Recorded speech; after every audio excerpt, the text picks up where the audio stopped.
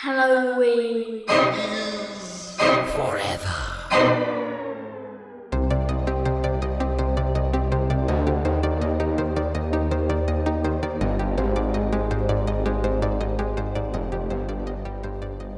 Ooh, Steve, my boy, how are you? I'm good, Brian. How are you? I'm not too bad. Hey, yesterday, this happened to me in real life, IRL. Yesterday, I was going into Spirit Halloween, as we were just talking about before we recorded, and a clown held the door for me. Yeah. Is that kind of nice? Such a nice gesture. Nice. You stepped on the punchline, you rat fuck. What I had said was such a nice gesture. It's a Brian. It's a Ghouls. Welcome, boys and ghouls, to a very terrifying Minisode of Halloween is Forever. I'm Brian. I'm not sorry about stepping on that. It's fucking dog shit. Steve, hold on. Shh. Wait, hold on. Shh. What was that? What's that noise? What's that ghostly chuckling in the background? Steve, do not turn around. This is the third week in a row I'm not allowed to turn around. I know. There's an apparition behind us, Steve. I don't know. This might have something to do with that seance that we performed right before we started recording. But there seems to be an apparition forming behind you, Steve. Oh my God, it's shotgunning a beer. Holy shit, Steve, it's starting to take shape. I think that might be the ghost with the most herself, the horse girl from hell. It's the original boghag. Meg is haunting us this evening. Welcome to the world of the living. Oh no, she's returned. What up, y'all? Yeah, happy to be back, but not. I didn't miss the jokes, or maybe I did actually a little bit. Can't lie. First question, obvious question: how is the afterlife? How is there a hell? Are you ruling it, or how's it going? Life is pretty good over here, I definitely am a very adaptive human being. I adjust to my environment. Former human being, please. former human being. Life's good over here. Yeah. Like wear a sweater from time to time, cozy up under some blankets. It's fine. Do horses go to hell? Absolutely. Yeah, they come with. You actually get one on your way there. Okay, sick. Just wanted to check. Because everybody says all dogs go to heaven, but, I assume some horses go to hell. Yeah. Okay. Yeah, absolutely. Yes. It's kind of like, having, what is the word when you have like a sidekick? It's like a cat or something like that. Like a familiar? It's like my familiar. A big ass familiar. It's just a big old full size horse. To share a very small room, but hey, you make do in hell. Absolutely. As they say. So for those of you who are new to the old podcast here, Meg is our long lost, dearly departed former co-host, finally coming back to grace us with your presence. Meg, I'm going to break the fourth wall here. How do you feel about how that we tell everyone you're dead? Is that offensive to you? How do you feel about that? No, it's good because I get left alone a lot, actually. I just stay, I needed some peace and quiet in the afterlife. And when somebody sees you, they don't do like the ghost and run away. They do start running away. That's what I wanted. That's what Brian. she wants. That's like what I really wanted. I see. Yeah. Gotcha. And then they just scramble in place. She's just at Trader Joe's. There's always a carpet there that they're just like pushing it back and they can't run away fast enough. Yeah. Yeah. The carpet's folding up on itself underneath the feet. Yeah. Guys, we are here in, I'm here in the Cryptor-Kel, and I'm excited because I'm drinking on some son of a bitchin' beers, guys. So before we get into this whole Terrifier 3 situation, talking probably a little bit about the Terrifier franchise at large, and before Dan in the Discord stirring the pot, starting shit with me already, coming at me early, before we get into all that, let's talk about some good old-fashioned brewskis we might be drinking on. We are in the mother frickin' thick of spooky season, guys. We are just over 2 weeks away from All Hallows Eve, and good Christ almighty, is it spooky in this motherfucker. Yin's drinking on anything spooky over there? What's going on? Oh, I'm being very festive today. Very festive. I had one beer, but it ended up being terrible. So but I luckily had a lot of backups. I have two here. I'm going to start with Allagash's Haunted House. It's a hoppy dark ale. Very excited to try that. Did you drink that one this year? Yeah, I drank that either last week or 2 weeks ago. Did you like it? Yeah. Okay, cool. And then an old favorite from my hometown. Got some Harvest from Southern Tier because it's a nice autumn IPA. Always one of my go-tos every season. So yeah, that'll be my backup today. That is one of them beers that we like to rail on the show. Although it's a fantastic beer and I buy it every year. That rhymed more than I anticipated. It's one of those beers that used to be called something different, and then they just said, "Fuck it, let's call it an IPA." Like Celebration, like they used to call it like maybe an ESB or like some sort of like English strong ale or something, and then they're like, "Nah, fuck it, call it an IPA. It'll sell better." Still, it's always been Harvest in my heart, and it's always been hoppy, and so like it is always okay with the changes. Yeah. Stephen, what are you sipping on? Something enraging? Something that is going to make my blood boil? I don't know how much it'll bother you, but I knew we were doing that little seance at the beginning. I knew there was a possibility that we could conjure the boghag. And because of that, I had to have like a protection ward. It's important. Sure. It's important if you're going to conjure ghosts and demons, also have a backup plan to protect yourself. And so I have that. And so I have my protection spell of the Southern Tier Warlock. Oh my God. Yes. Oh, one of those beers that haunts me. Oh, man. Yeah. You hunt first back. You don't let ghosts haunt you. You knew that's how I would feel. For those of you who are new to the show, Maggie used to be a brewer, cellarman, one or the other, cellarwoman, cellar person at Southern Tier. So she is drank much of that and had to smell it hungover on probably a number of occasions. Oh yeah, so. No doubt. That and creme brulee, those flavors haunt me most. Oh yeah, that one I start to my blood sugar spikes just thinking about it. Hell yeah. I am finally getting into. I've been saying for weeks now that I'm going to get into that pumpkin ale, but I just couldn't put down the Oktoberfest. I'm a festy boy all month long until now. Your boy finally said, fuck it, let's get deep into it. And I'm about to jump into about a month of drinking straight up just pumpkin ales. And my fucking go-to, Meg, I know you share an affinity for this too. Such an easy, cheap, sessionable one is just Sam Adams Jacko pumpkin ale. Oh yeah. It's fucking great. They got some brand trust for me. I'll try anything that they do. And it's 4.4%. And you can just drink it forever. It's the same ABV as Pilsner or Cal. You can drink 100 of them. And I encourage you to drink 100. Do one. Go get into the triple digits. Dare you to drink 100 tonight. Get on my level. All right. So I'm getting after this spicy little yummy boy here.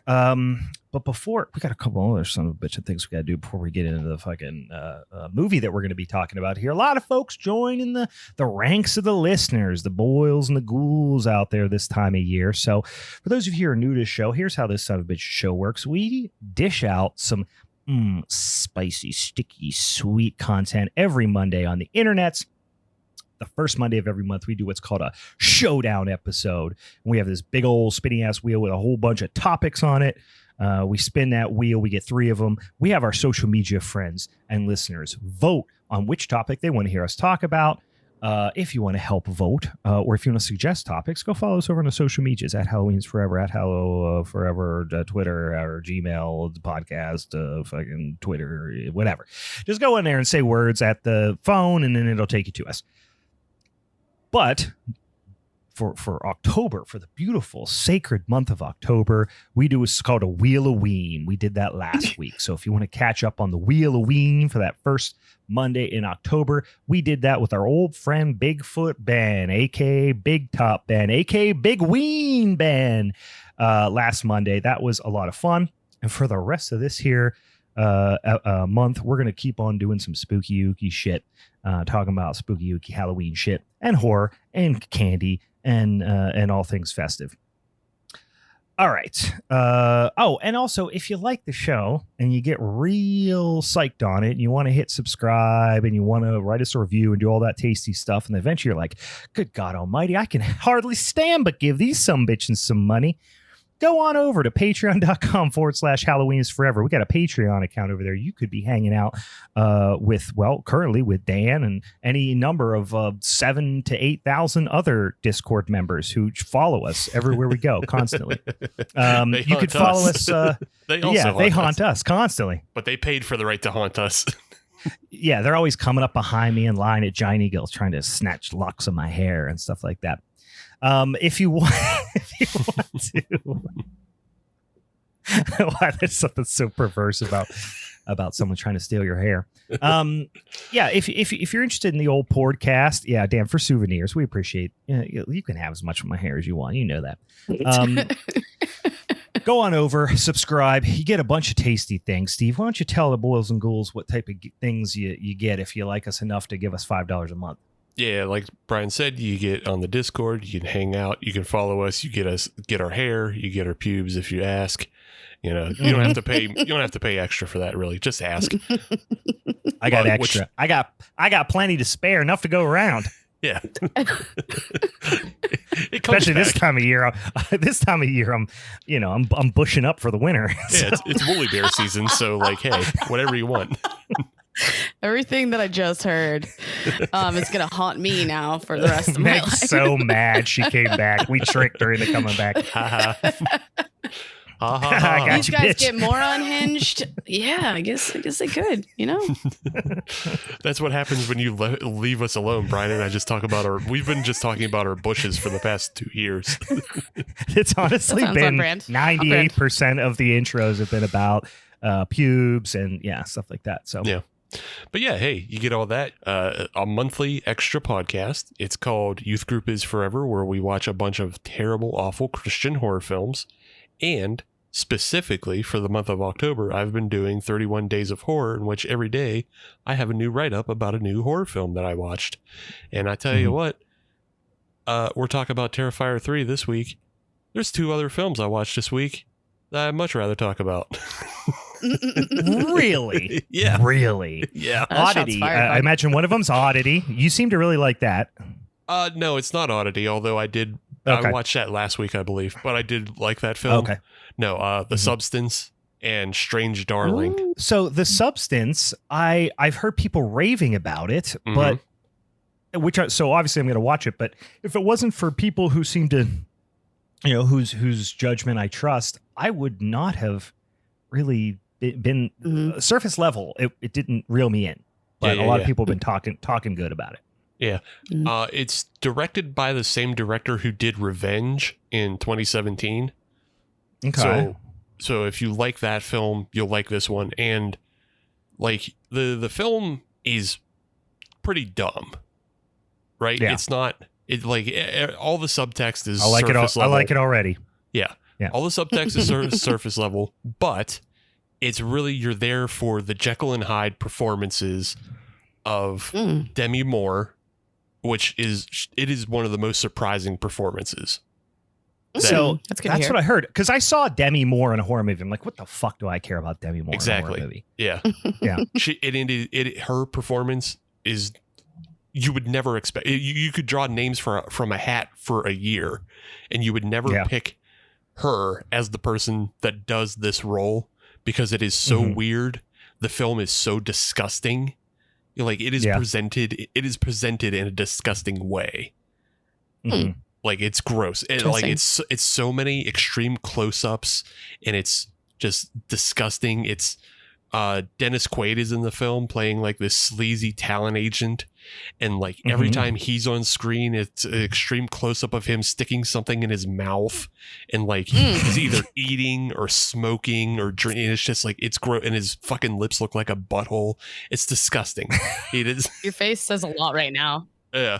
You're trying to be disgusting, but I'm breaking up a little bit, guys. Talking about butthole mouths and all this wild shit. No, I'm going to check it out for sure, because just it's been the talk of the town, relatively speaking. the last week or couple weeks, whenever since it's been out. So the only thing I wish we could have also talked about too is I got to see while I was in Denver, Steve Costanzi's new movie, Frankie Frico. Yeah, that's you guys will have a fun time with it whenever you can see it. I thought the trailer looked fantastic. Obviously, it's like a reeks of his projects in a good way, but also if you took things that he does and then combined it with the Garbage Pail Kids movie, I get the feeling that's kind of what we're getting from that. That's fair. It does look fun. Not horror though, right? It's more of a silly, gross out comedy kind of thing, or don't tell me. You know what? Don't tell me. You could, you can make your own decision on it. I would probably put it in a couple categories. All right. Well, if you want to see Steven's 31 Days of Halloween, if you want to join us on the Discord, if you want to get all these extra little tasty bonuses, and you want to get an extra podcast every damn month, and the backlog of Family is Forever, where Steve made me watch all the dog shit Fast and the Furious movies, going over to patreon.com/Halloween is Forever. Subscribe. It's a lot of fun. All right, guys, now that we got all the fucking big boa business out of the way, let's get into this son of a bitchin' movie. I'm shocked / appalled, first of all, at you guys' fucking attitudes right now, because you're talking to me like you didn't love this movie, and it's pissing me off. I know that I am an unabashed lover of all things Christmas horror. I love Christmas horror movies. And I also love Art the Clown and every single one of the Terrifier movies. And maybe you guys don't share that same sentiment. I don't know. I know Steve doesn't necessarily, but the energy you guys are coming in here with is pissing me off. So I do want to hear, top of the episode, just broadly, before we get into the story and what you liked and what you didn't like, just one sentence, 2 sentences. How did you feel about Terrifier 3? I assume we all went and watched it in the theater, right? Yep. Thoughts on the experience? I was so shocked of how they found new ways to kind of give you some shock. I absolutely loved it. I think after seeing the first Terrifier, I'm just team Terrifier. Okay, good. I have some other comments that are overall, but I'll leave those till we get to that point. But I'm team Terrifier for sure. All right, good. I saw the Art the Clown Terrifier 2 glasses there, and I was just getting a vibe that maybe you didn't like it as much as I did, but I'm glad to hear. Steve, how'd you feel about the whole thing? It's better than Terrifier 2. Ooh. Which is to say what? Which is to say it's better than Terrifier 2. Interesting. You're famously not a huge fan of Terrifier 2. Yeah, Terrifier 2 is... I find it unwatchable because of mainly because of the color correcting. I remember you really hated that. Yeah, it's absolutely garish to look at, but also I did find it just a stupid movie. But they're all stupid movies. But yeah, they're supposed to be. Yeah, but I find Terrifier 3 to be the best of the stupid movies, and it's also the funniest. So yeah. Okay. I do want to point out that a comment such as "I find it absolutely garish," tends to suggest to me that you may not be the exact 1-to-1 target audience for this movie. No, I don't think I am. Right, that's what I'm saying. I'm okay with not being the absolute hit at home hammer, but at the same time, I think we can ask a little more of it. We can ask a little more of it now that it has budgets and things like that, and it is improving over time with every iteration. So hey, at Terrifier 4 might actually be a decent movie. How dare you? I think that I am very much the target, because listen, I there's a couple of target audiences I would guess. It's teenagers looking for a gross out thrill to go and see with their friends, which I had an entire row of in front of me when I went and saw it in the theater. I went on a Friday night, the late show on a Friday. It was a pretty good, sizable amount of people. It's not a theater that's super busy all the time, but there was quite a few people. It was a good showing, and there was almost an entire row. Like, I was in this. I should say I was in the seats that have like the comfy seats, the recliner seats kind of situation. Yeah. And there were 12 teenage, probably 17 to 19-year-old boys in front of me, all just like covering their face and literally like you can't see me, obviously, those listening to at home that aren't in Discord, but they were literally just doing this. Like just almost standing up out of their seat, putting their hands on top of their head the whole time. And I was just like, this is fun. I mean, this is very fun. Yeah. Or there's the, nearly 40-year-old man who just wants to feel something, which is like where I'm at. Yeah, right. And I understand that like extremely jaded horror fan where everyone in the theater is like, oh my God. And I'm just like, just like sweaty and just being weird, drinking like a liter of Diet Coke. Yeah. I have to tell you about my theater experience then, because mine was different, but some of the similar same. So I actually went to like an 11:30 a.m. Saturday morning showing. And I do that all the time. I like a nice empty theater, and mine was basically empty. There was like 6 people overall in the whole damn thing. Except at one point, I had an old man shocked moment because literally 2 girls, like barely older than your kids, Brian. Yeah. Like they were like 12, 13. What? They snuck into the movie. And my God. Oh, hell yeah. And you know how I know they snuck into the movie is because everybody who bought tickets, like it was one of those theaters where you had to choose your seat, right? And so the other 6 people, we all chose middle row of our own row. Mm-hmm. And these girls snuck in and they walked into the row in front of me, and then they went to the very opposite end of the theater so they could kind of duck down and hide away from anybody who would walk into the theater and be looking for them. But like, I half expected them to walk out. Mm-hmm. They giggled through the entire thing. Yeah. So I'm curious, like kids, how they're marketing to like younger people, because for me, maybe it's similar in a sense where I feel like there was a distinct moment, and this had been like 2015, where I was like looking for a new horror movie to watch, and nothing was really appealing to me at that time, and I was just looking for something that was just really extreme.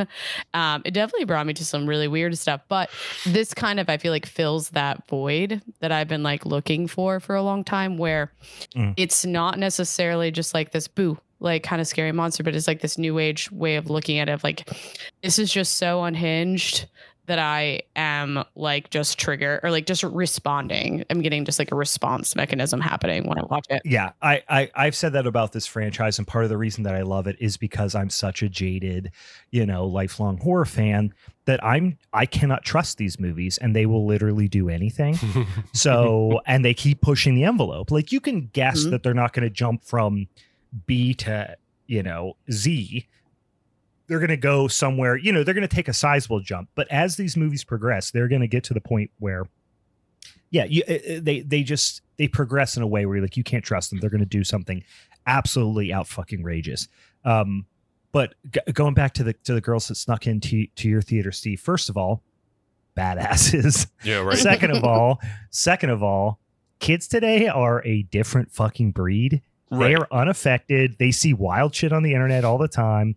And I love that they snuck it. Like, listen, as a 40-year-old man, I'm not sneaking in. I'm buying my snacks there. I'm here to support the theater. I'm a upstanding member of society.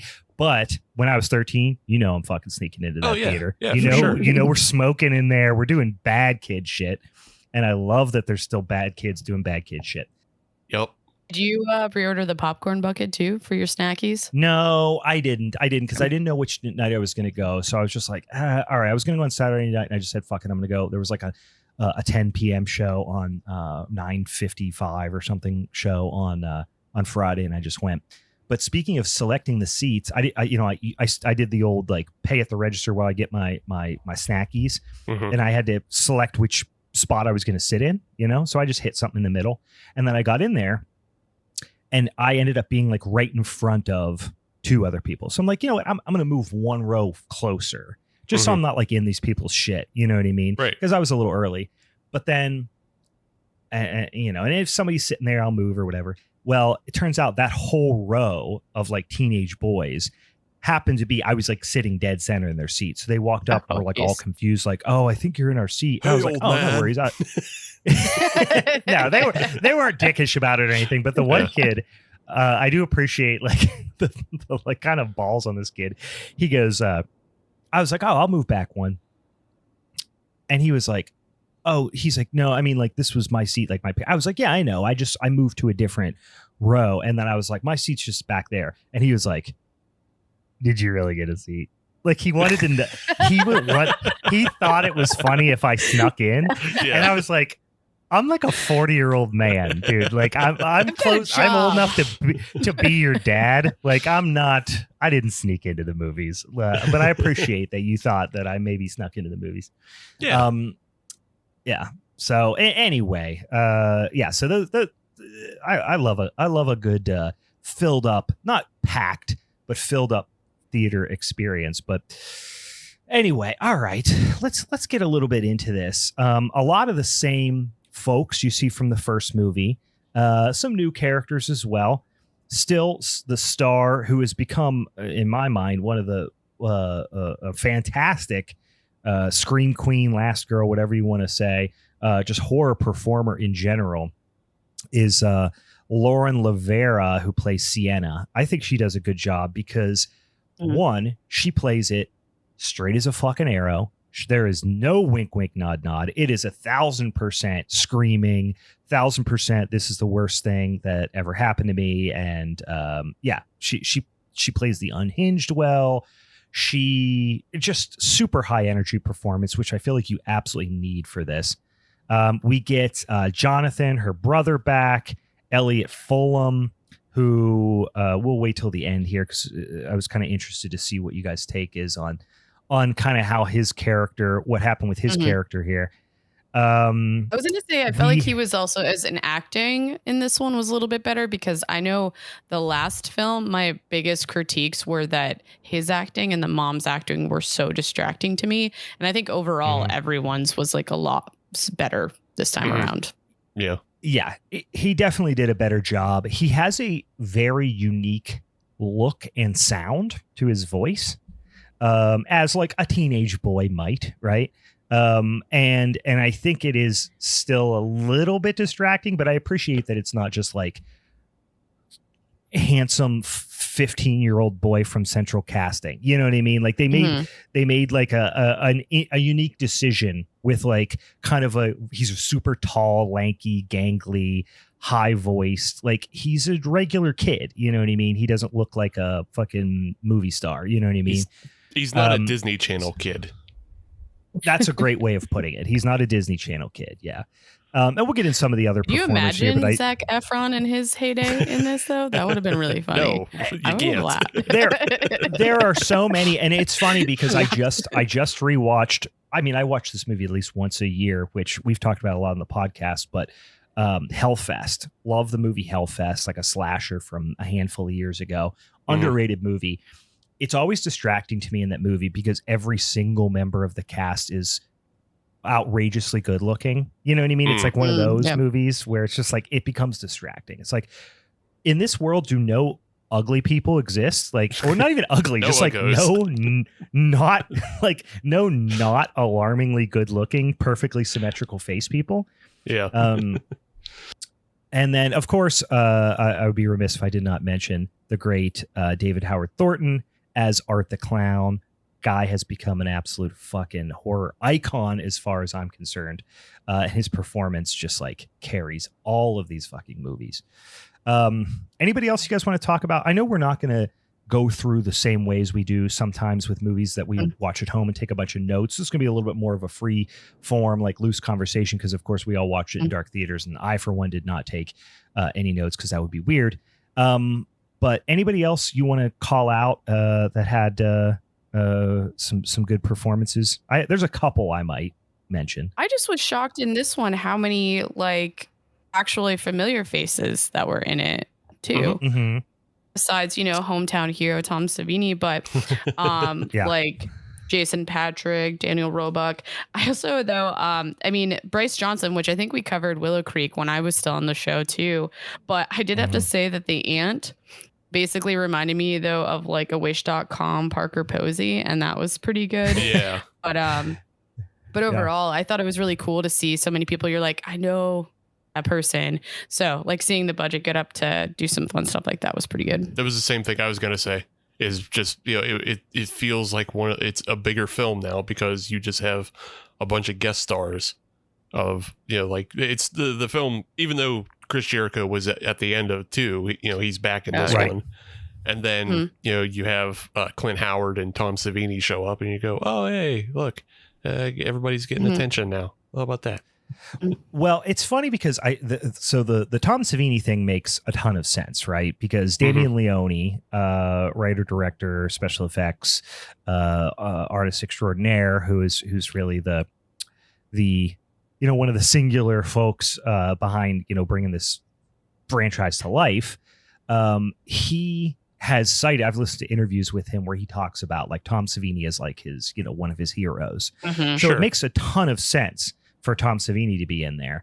I will say Clint Howard was a little surprising to see. Not because he's not, obviously he's a horror icon. I mean, I don't think that's out of line to say. Like most people who are big genre fans will absolutely recognize him from 100 movies, but it did seem a little out of left field. The one that I really was excited to see was Jason Patrick, who plays Michael, who is so that's also, which I love. I mean, obviously this had to be a nod to it, but he's playing a character with the same name as the character he plays in The Lost Boys, which I loved. My wife and I are just unabashed fans of The Lost Boys. We watch it multiple times a year. I feel like it was the kind of cast, though, that it was like because he's getting so much attention and I think people are just getting a lot of respect for what he's doing. So like, I think it was probably like an easier grab to get someone like Clint Howard who's like, yeah, no, this is fucking badass what you're doing. And I would want to be part of it kind of thing. That's kind of like how I saw it as well. Mm-hmm. Yeah. The other two people who I really, really loved, and I did not recognize them, and they might be in some other things I've seen and I just didn't notice it, were the two, like, so it was the roommate of her brother, and I'm looking real quick to see if they were in anything else. Okay, well, all right. The roommate of Sienna's brother, of Jonathan, who was played by Mason McCartia probably, who played Cole, who was like the kind of douchebag roommate, who was like maybe friends with Jonathan, but maybe not. I'm not really sure. I think they were kind of trying to play him up as like a little bit of a dick to Jonathan, but he also did feel like he kind of was looking out for Jonathan. Like he did have some like affection for him. And then I loved the character, which was his girlfriend, Mia, played by Alexa Blair Robertson. Jason McCartia was in Stranger Things, apparently. I don't remember who he was in Stranger Things, but I don't know who Alexa Blair Robertson is, although she does look a little bit like Paul Skeen's girlfriend, Pirates pitcher Paul Skeens. I don't know. She's like a huge social media influencer. I forget what her name is, but she has like a bajillion followers on Instagram. And in the Pittsburgh media, they're like the first couple of Pittsburgh right now. She reminds me of her. She kind of looks like her. She is like the super pushy, kind of self-absorbed true crime nut, and of course podcast host, who is really pushing Jonathan and Sienna super hard to come on her podcast, because she's all about kind of self-promotion and that stuff. They were super she was superbly unlikable in a great way. Like that was what the performance was. And I thought she did a great job with that. And then, of course, one of the most memorable kill scenes in the movie is of course, they are the victims of. So anybody else that you guys wanted to call out? I'm sure we'll get to some more as we progress through. I mean, just Daniel Roebuck as Santa Claus, because he's, we mentioned him because he was also Grandpa Munster in the Munsters. But yeah. Yep. Yeah, and he did a great job too. Everyone was super bought in on this. I didn't get any anybody who was like too cool for school in this movie, which I really appreciated. So we'll talk real quickly about the opening scene. The opening scene was the one that, and it was part, promotion, marketing for the film. But a lot of folks were saying about people were leaving during the opening scene. The opening scene is so over the top that people were puking and leaving and all this stuff. Of course, genre films, exploitation movies, all these things going back decades and decades and decades have been saying things like that to get people to come out and see it, right? The opening scene, although I thought it was awesome, I love that they didn't peak early with that. In terms of like the practical effects and the crazy gore and stuff. But obviously you knew what you were going to get. You were going to get Art the Clown as a goddamn Santa Claus. I feel like they were also setting us up for what was really going to be pretty extreme in this movie with, if I can spoil it now, with starting to kill a kid within the first 5 minutes is pretty fucking bold. And I appreciated that.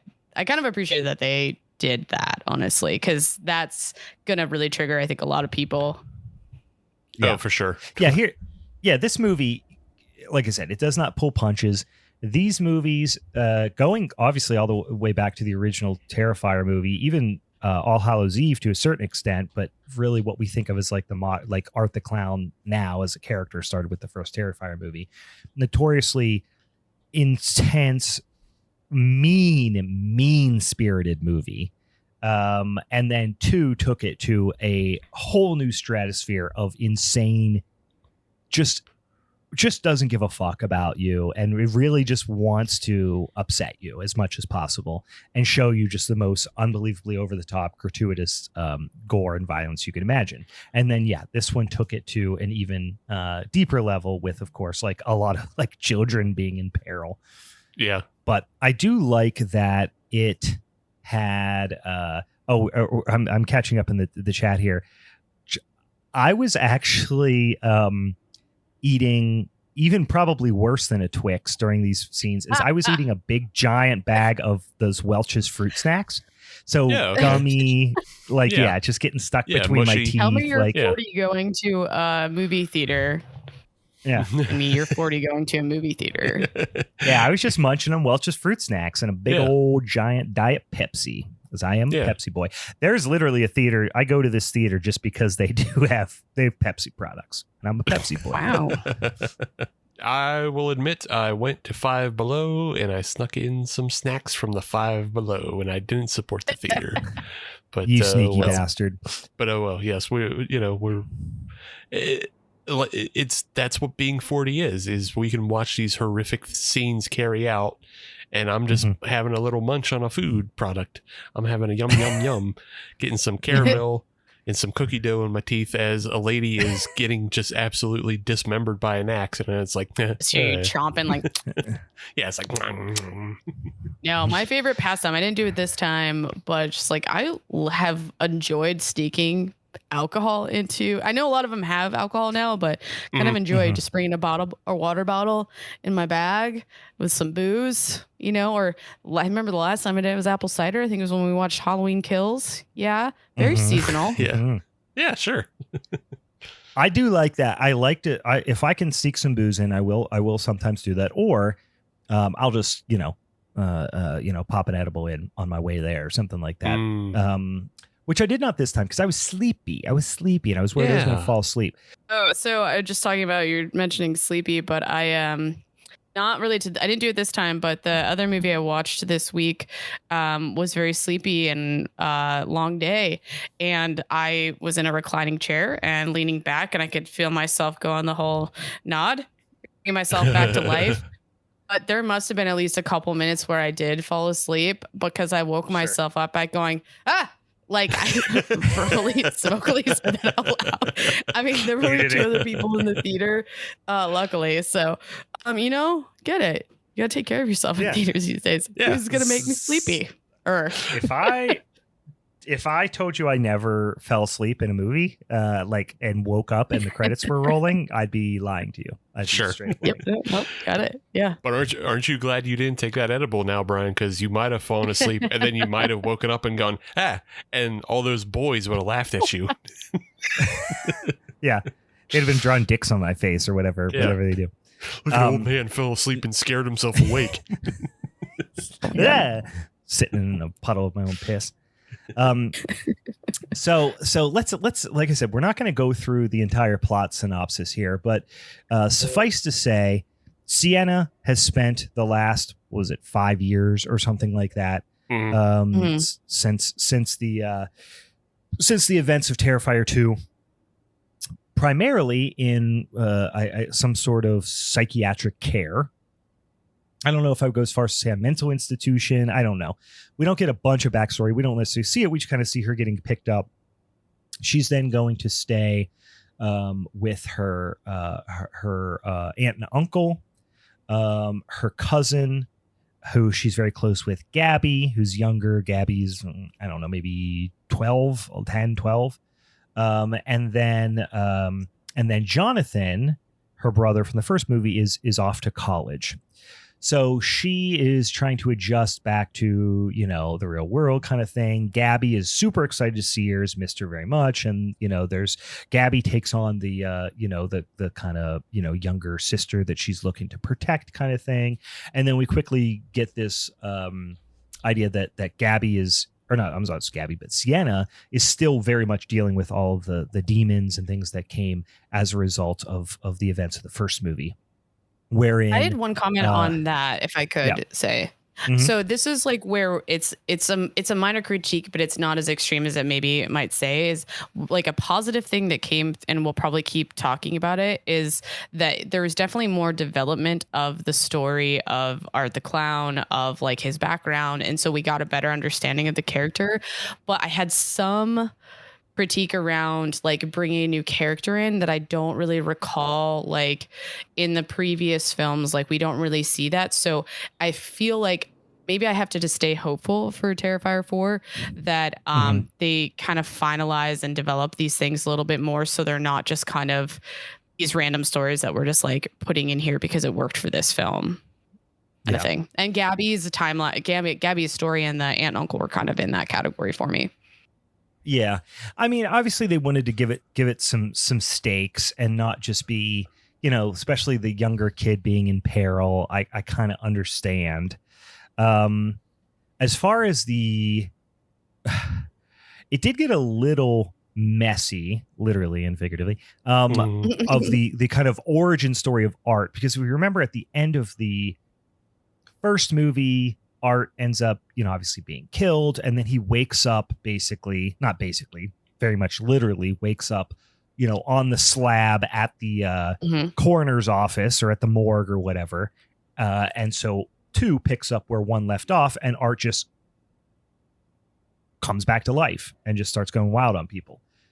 2, if you recall, Sienna cuts his dang head off. Yes. So now we have a little bit of a different challenge, and I appreciate that this is very much like Friday the 13th, and I know the Friday the 13th franchise is a big point of inspiration for Damien Leone, but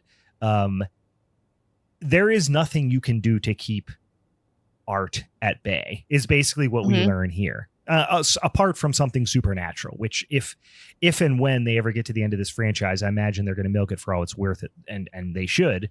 I can imagine that the end will be vague and supernatural, because we learn in this instance, we already know Art's supernatural, right, in some capacity, but the I guess the manner in which he's brought back this time around is via Victoria, who is from the first Terrifier movie that she kind of battles, like the friend of the first protagonist who gets killed, and then she comes in and ultimately gets like horribly maimed and has this like super fucked up face and that sort of stuff. And then in the second movie, she is, let me recall, kind of doing an interview about her her interaction with Art and all the terror she went through, but she had to undergo some like insane facial reconstructive surgery. Did a real good job. And that, yeah. It's a little rough. And then in this movie, she is like bride of Terrifier, basically. Like she is not only Art's like sidekick, but also his vessel to come back into this world. Or basically baby bird her to life, to be his vessel. Well, I took it as, and there's a quite shocking scene with Chris Jericho early on, and that happened like Halloween night. However, I forget the exact timeline. Like I said, I didn't take notes because it was in the theater, but I believe she gives birth to Art's head. Yeah. It's kind of what it appears to be the case. Well, that was the end of 2. The little girl brought the head, I think, to Vicky. And what I may have missed this, and maybe you guys can confirm this. I think Art might have been eating the little girl to feed Victoria to be his new vessel. She was definitely eating something out of an esophagus looking thing when she was like yelling at Chris, like, help me. But that's why I was saying he was basically baby birding her to be his vessel. But I don't know who was laying on the floor. No, I think it was just another patient that was laying on the floor. It was a nurse. Oh, a nurse. Well, it was somebody. Yeah, it wasn't it was like an adult that was a part of that facility. But I thought I questioned it. Okay. I didn't think that the little girl from 2 brought the head to Victoria. I thought she gave birth to it at the end of 2. Well, do you remember at the end of 2, she picked up the head and walked away. And that was like the last time we saw the little girl. But I heard in an interview, and this is the only reason why I was going this route, is I heard in an interview with Damien was that he said something about like basically the vessel went from the little girl to Victoria. Yeah. And so when he said that, I was like, how did that happen? She must have been on the floor. Like, I don't know how else it could have. I don't know. So anyhow, No, it was just like a nurse. It was somebody who was just at that facility. I think, and this is being critical, but I think that there is a lot of putting round pegs in square holes with this franchise. Yeah. It goes back to like the first Terrifier. I don't think Damien Leone had an idea that, this would become as big as it is. I don't think he had all this lore planned out. So that's why Terrifier 2's lore is so spotty, but then Terrifier 3, he does claim that he knows where it's going. I like the interview I listened to. He's like, I know where the story's going. I was like, all right, because I started kind of seeing some holes too. And the writers of Lost said the same fucking thing when they were writing Lost, and that fucking show ended like garbage. So well, I think it's a little bit of column A and a little bit of column B, if I had to guess, because one. Yeah, undoubtedly, nobody expected Terrifier to be the success that it was. I don't think anybody expected Terrifier 2 to be the success it was. And Terrifier 2 or Terrifier 3, last I checked, is the #1 movie in America currently right now, which is insane. Yeah. So this, and obviously, we're spoiling things. So if you don't want this spoiled and you're still listening, maybe you're dumb. I don't know, but we're spoiling the shit out of stuff. Right? Yeah, best turn it off now because it's only going to get like more spoiled. But yeah. But they have the end. They literally said like it is such an open-ended finish to this movie, 100% for a 4. Yeah, so I think because again, 1 wasn't expected anything of it. He made 2. 2 was a success. And I think he figured on 3 being just as much as a success. I don't think he expected it to be as successful as it is right now. Because, I mean, in just its one-day sales, it beat Terrifier 2. So one day, of release beats Terrifier 2. But I think we are in the middle of Sienna's trilogy is what we're seeing. Yeah, I think it's going to end. I think it's going to have to end at some point. But I will say, just to add with all some of the criticism that I might have, is that it's kind of like the Friday the 13th versus Halloween argument that I think we've had before, or not even just in how I think is I'm bought in to anything could probably happen in Terrifier because I already know he's dead. So if like the more story is developed and his background and understanding about where he might have come from, like, I'm not going to probably question it too much because I'm like, all lore at this point. You know what I mean? Well, he's also like, he's a fucking demon. Like they've just said, like he's a demon. He's a demon who comes back and he's just needs to find a vessel into this world. But I guess my reason why I probably give it some leeway in terms of, are things super hashed out? Does it feel like things are getting, the story's getting kind of Frankenstein together? Yeah, absolutely. But I love that feels extremely appropriate for a franchise like this, a franchise that is undoubtedly heavily influenced by Friday the 13th, which is, maybe with the exception of the Halloween franchise, the most Frankenstein together, fucked up, dumb, storyline and all these various plot lines and getting retconned and all this stuff. So it feels genuine and authentic for the story to be disjointed. I made the mistake of listening actually on the drive home from the theater. I was listening to a couple of really early podcast reviews that came out about it, and one of them was from IGN, which IGN is some of the fucking worst reviews that ever existed, because I'm driving and one goes into the next podcast, and it was like one of those dumb little like 7-minute IGN reviews. So I'm like, all right, whatever. So I left it on. These people, I was just like screaming at my radio, at my car, like, you're missing the fucking point here. Like, you dorks don't even know what this is supposed to be. Right. So I guess I give it some leeway, because I'm not saying that it's intentional that there are like all these, kind of jumps in logic and stuff around the story, but it feels expected and, like, dare I say, like, welcomed that it's a little messy. You know what I mean? If this was an extremely story driven movie, I don't think it would deliver on what people are looking for from this movie. Sure. And I think you can find a balance, because I think if the way these films play out, it's very obvious that Damien has the ideas for the set pieces that he wants to do. He wants to do the bar scene. He wants to do the shower scene. So he plots all these out, and then it feels almost like he writes around those. It's a bit of a Rob Zombie approach to things, where it's like it's aesthetics and maybe not strictly speaking as some of the Rob Zombie stuff we say is like, he is amazing at delivering aesthetics and dog shit at delivering almost everything else. I think Damien Leone is a decidedly better writer than Rob Zombie. But no, I mean, the dialogue alone, come on, is so much better. I'm not saying it's great, but I mean, it depends on the film. Like, I mean, obviously Rob Zombie has a very affected dialogue where you can always tell it's a Rob Zombie film when you're watching it, because you're only 25 seconds away from somebody saying cocksucker again. But the idea of just like setting up these set pieces, because the other idea I want to get to is that this movie is 2 hours long, and you wish it was too 4 long. No, I didn't feel like it was too long.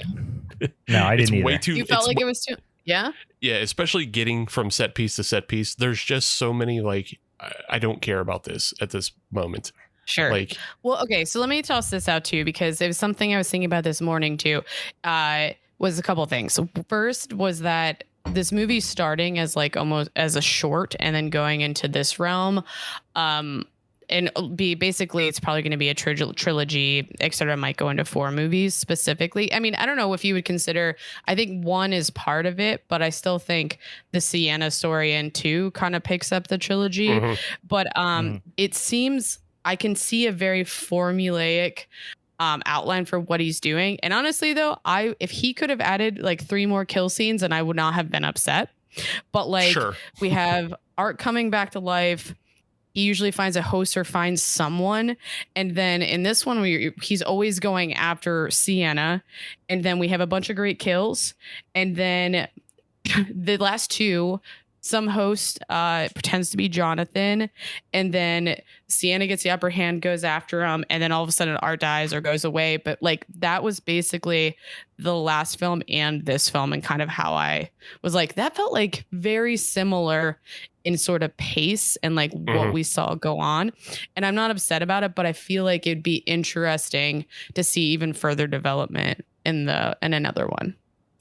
Yeah, I get the feeling. Here's what my complete speculation, and I'm not even pretending that I read anything. Like, this is 100% speculation. I think 4 is Sienna, because we know, again, we're jumping way ahead here, but Gabby gets like falls into, I don't know, the hell. I don't know, whatever. Yeah, she goes to the hell portal. Wherever Art comes from, we assume that is where Gabby is now. So the next movie you got to assume is Sienna going to Art's turf, if you will, right? Sure. Yeah. To go after him. So she's going wherever that hammer brother is. Yeah, it's where the Dream Warriors go, right? This is a we're going after Freddy. We're going Dream Warrior style here.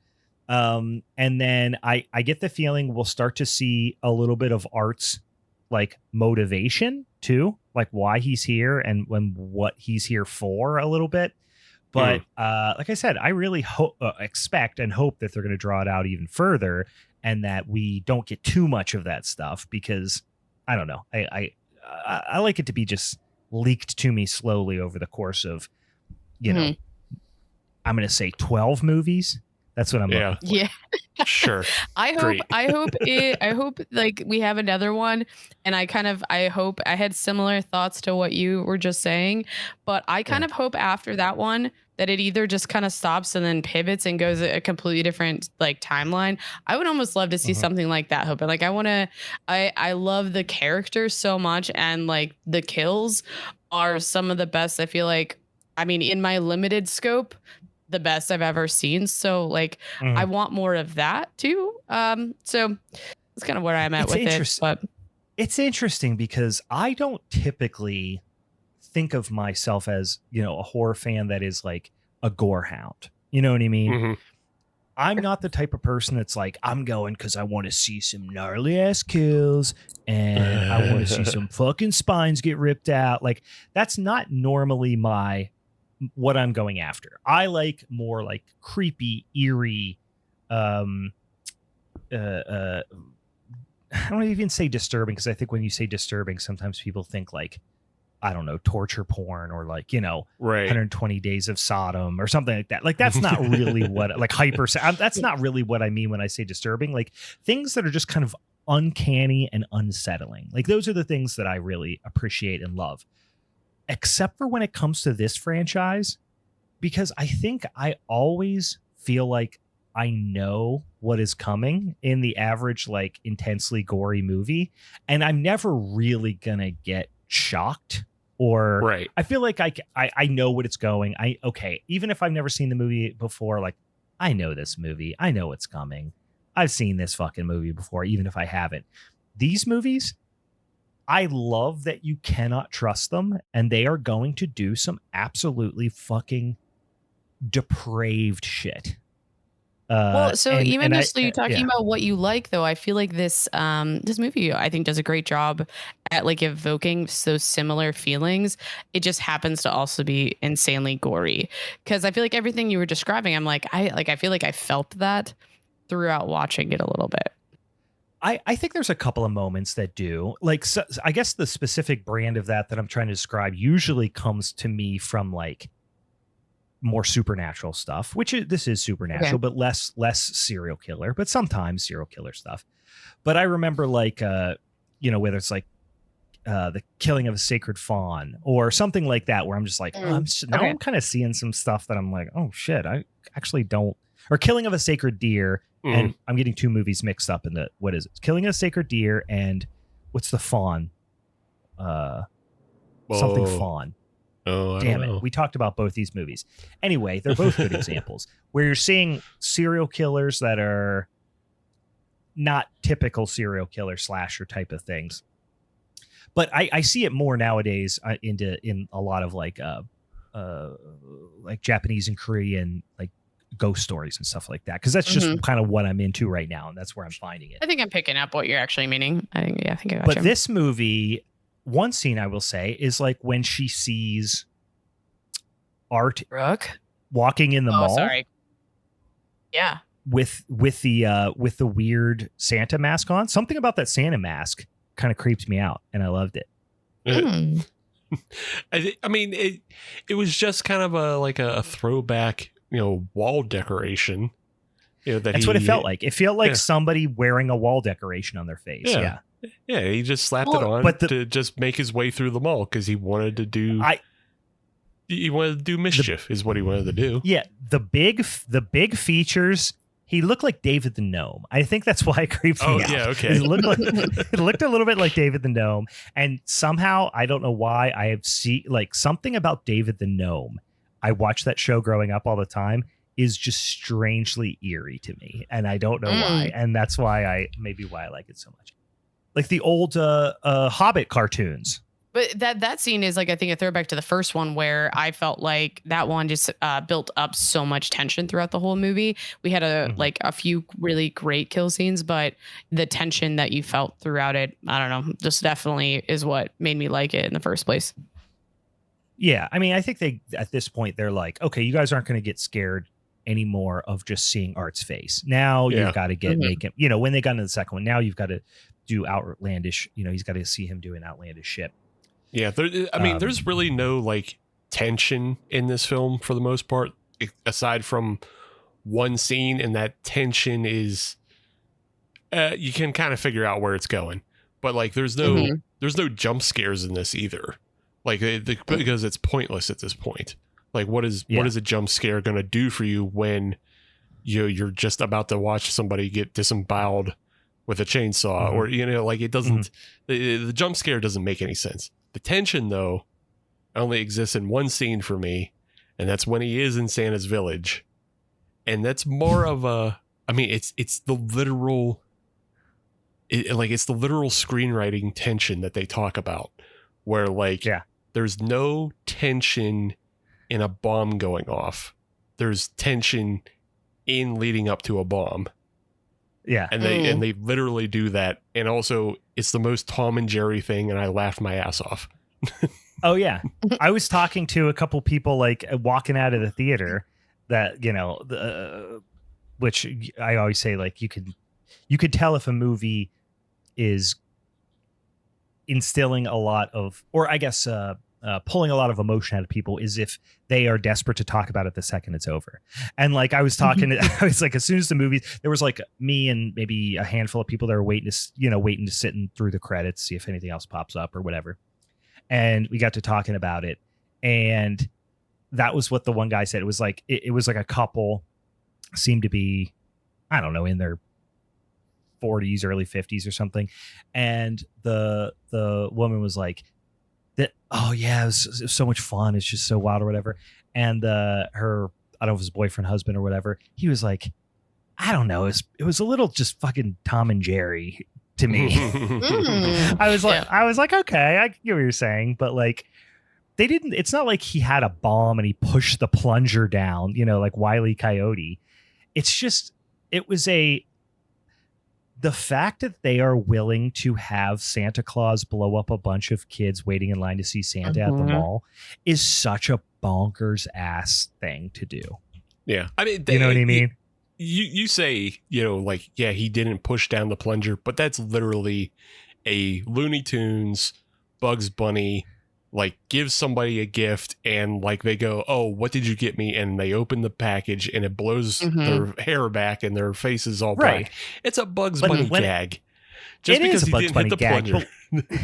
But when you see Did you not feel that way throughout the whole film though too? I had a note about that. Yeah. Which I thought was like, perfectly placed. Anyway. He does. I mean, he is absolutely doing Tom and Jerry Looney Tunes stuff, but he's doing it in the real world and only he thinks it's funny. Right. That's, you know what I mean? That's the whole gag is like, he thinks people suffering is funny because he's a fucking demon, evil demon clown. So like all these people, from our, because we're not seeing things from, I mean, if you're watching an episode of Tom and Jerry, you could argue like we're seeing things from Art the Clown's perspective because he thinks all this violence is funny. And so we're seeing it in a funny way. And now all of a sudden his, teeth turn into piano keys or whatever. But in the Terrifier movies, we're watching it from the real world perspective and only Art sees the comedy in it. Right, you know what I mean?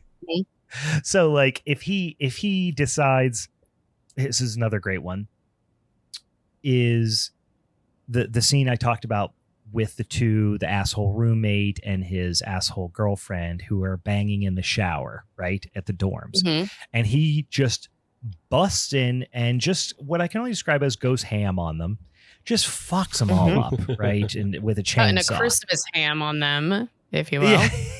Yeah. But here's the thing. The whole time I'm thinking, because he fucks up the boyfriend at first and he's still alive and he's crawling out. And then he just does a number on the girlfriend. And then he goes back out and we had seen the boyfriend crawling like on his stomach. And I think to myself, is he going to, I literally thought to myself, what are the chances he sticks a chainsaw up that boy's ass? I really think he might.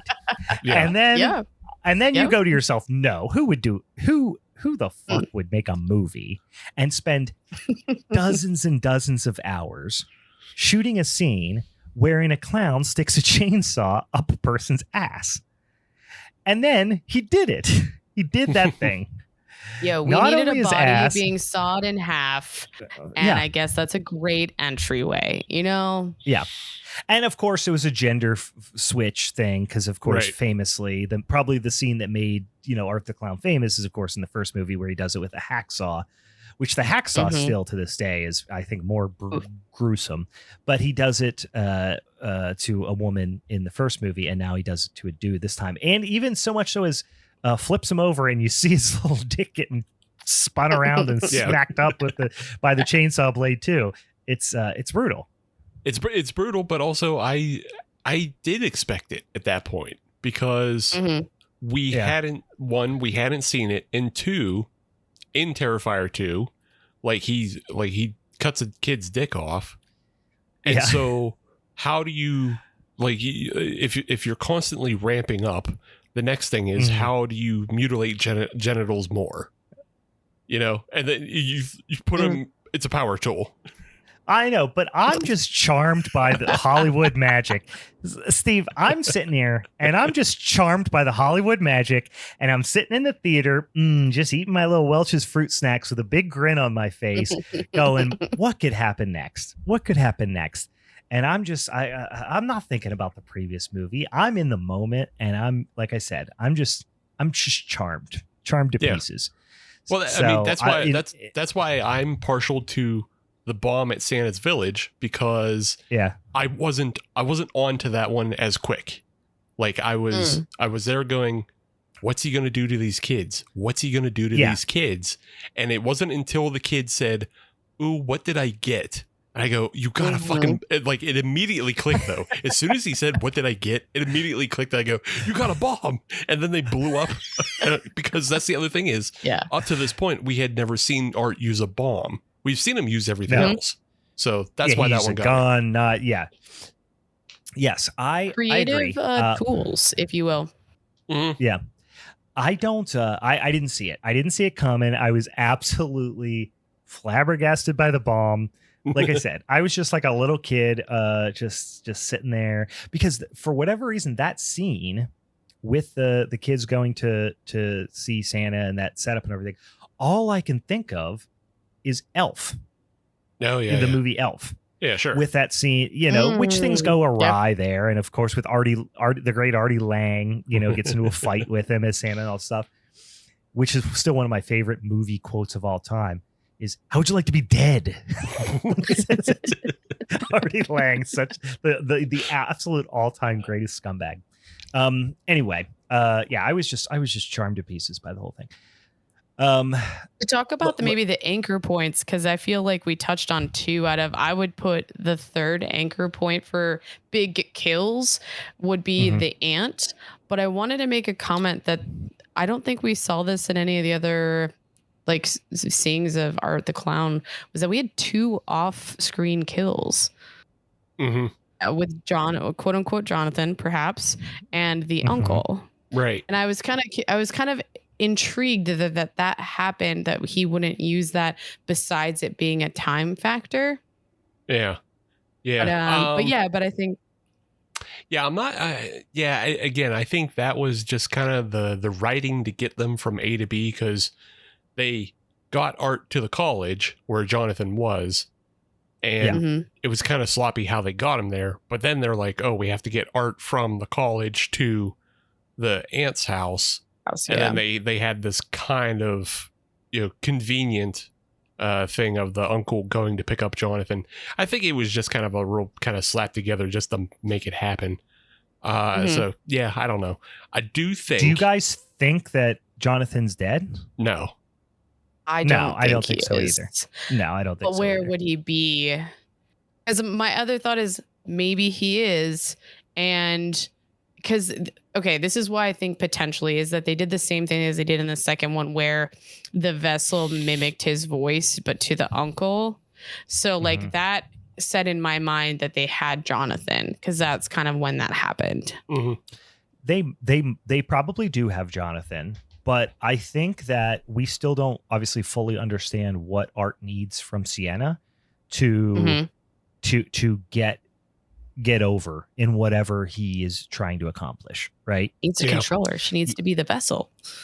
Yeah. So if he wants to be, she wants to be the vessel, but what does she have to do to be the vessel? Like they kind of suggested, like, oh, she has to give up, abandon all hope, kind of thing. Yeah. Yeah. And that's why they were trying to trick her into thinking that the skull was Gabby's. Oh, the skull's not Gabby's. Oh, the skull's Jonathan's. Oh, the skull's probably not Jonathan's either. Because obviously if it was, you would have saw. If there's one thing I know about horror, is if you don't see something absolutely explicitly spelled out for you, you can assume it's not reality in the course of the story. Or they'll retroactively rewrite it. So I'm a big enough fan of the Halloween franchise to know when the wool is being pulled over my eyes versus a writer, director, producer, financier, somebody hedging their bets. Yeah, right. And both really in the scope of this for all intents and purposes are the same thing. Yeah. I think because this so clearly ends on a cliffhanger that it very obviously was planned that Jonathan wasn't going to die on screen. So so in this case, even though we've seen it in the past where an off-screen death could mean any number of things, I think in this case it's very planned. Yeah. Yeah. I can go along with it, guys, because you know what? I'm a believer. Yeah, sure. you have a large, I'm going to say it's made of pallet wood, decorative wall hanging that just says "believe" on it in cursive script in your house. But on the back it says "Art and Meg forever." Like it was a wedding gift to you guys' at you guys' wedding.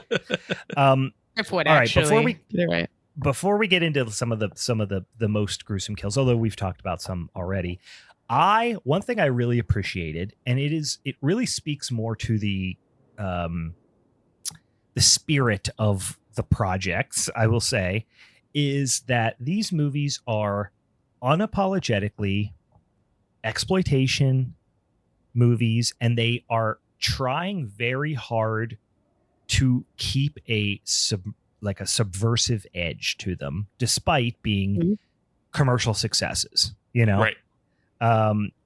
So I loved leaning in hard to all the religious iconography, most of the recognizable Christmas movie or Christmas music, although there was some original tracks, which like a Terrifier Christmas. Terrifier Christmas. Who doesn't love? Yeah, it's a great.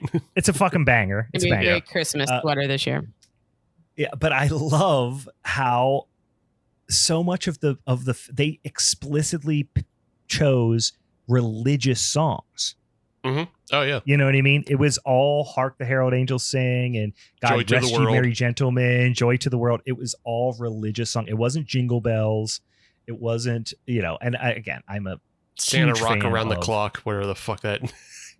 Or Rocking Around the Christmas Tree. Yeah, like I am a huge fan of Christmas horror, and I think we've talked about on the podcast many times. As much as I love Santa's Sleigh, and as much as I love Black Christmas and all that stuff, rarely do you get religious iconography, and if you do, it's more like the pure side of Christmas. Not even if it doesn't have a Christian message, it's like that.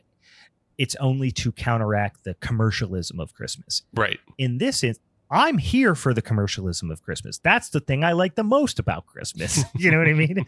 Like as an atheist, like I'm not here for the Jesus. No. I'm here for the fucking the rocking around the Christmas tree, right? And the Home Alone. I'm here for the presents. I'm here for the nog. I don't want to fuck around. I like the lights. They're nice. Yeah. I'm here to be holly. I'm here to be jolly. Are you getting at that you think there might be a religious undertone? Because what I asked that I think there's an anti-religious undertone. I think it's specifically I'm here to piss off evangelical Christians. Yeah, but do you remember in that scene where the Sienna is seeing her knife being forged by that, like, sorry, my partner had to tell me what it looks like, an Uruk-hai from Lord of the Rings kind of character forging, but that's like the Hammer Bro. Hammer Bro. But that looked like Mary Magdalene holding him. It's actually it looked like the Virgin Mary. Virgin Mary. Okay. Maybe I think there's so many Marys. Again, I don't know anything. Meg, there are so many fucking Marys. I am telling you. Yeah. It's not your fault. No. It's not your fault. There's so many Marys. There's Mary, Mother of Jesus. There's Mary Magdalene. There's also another Mary who's a prostitute that is like there's in the Bible. There's sometimes like 47 the Mary Magdalene. Marys.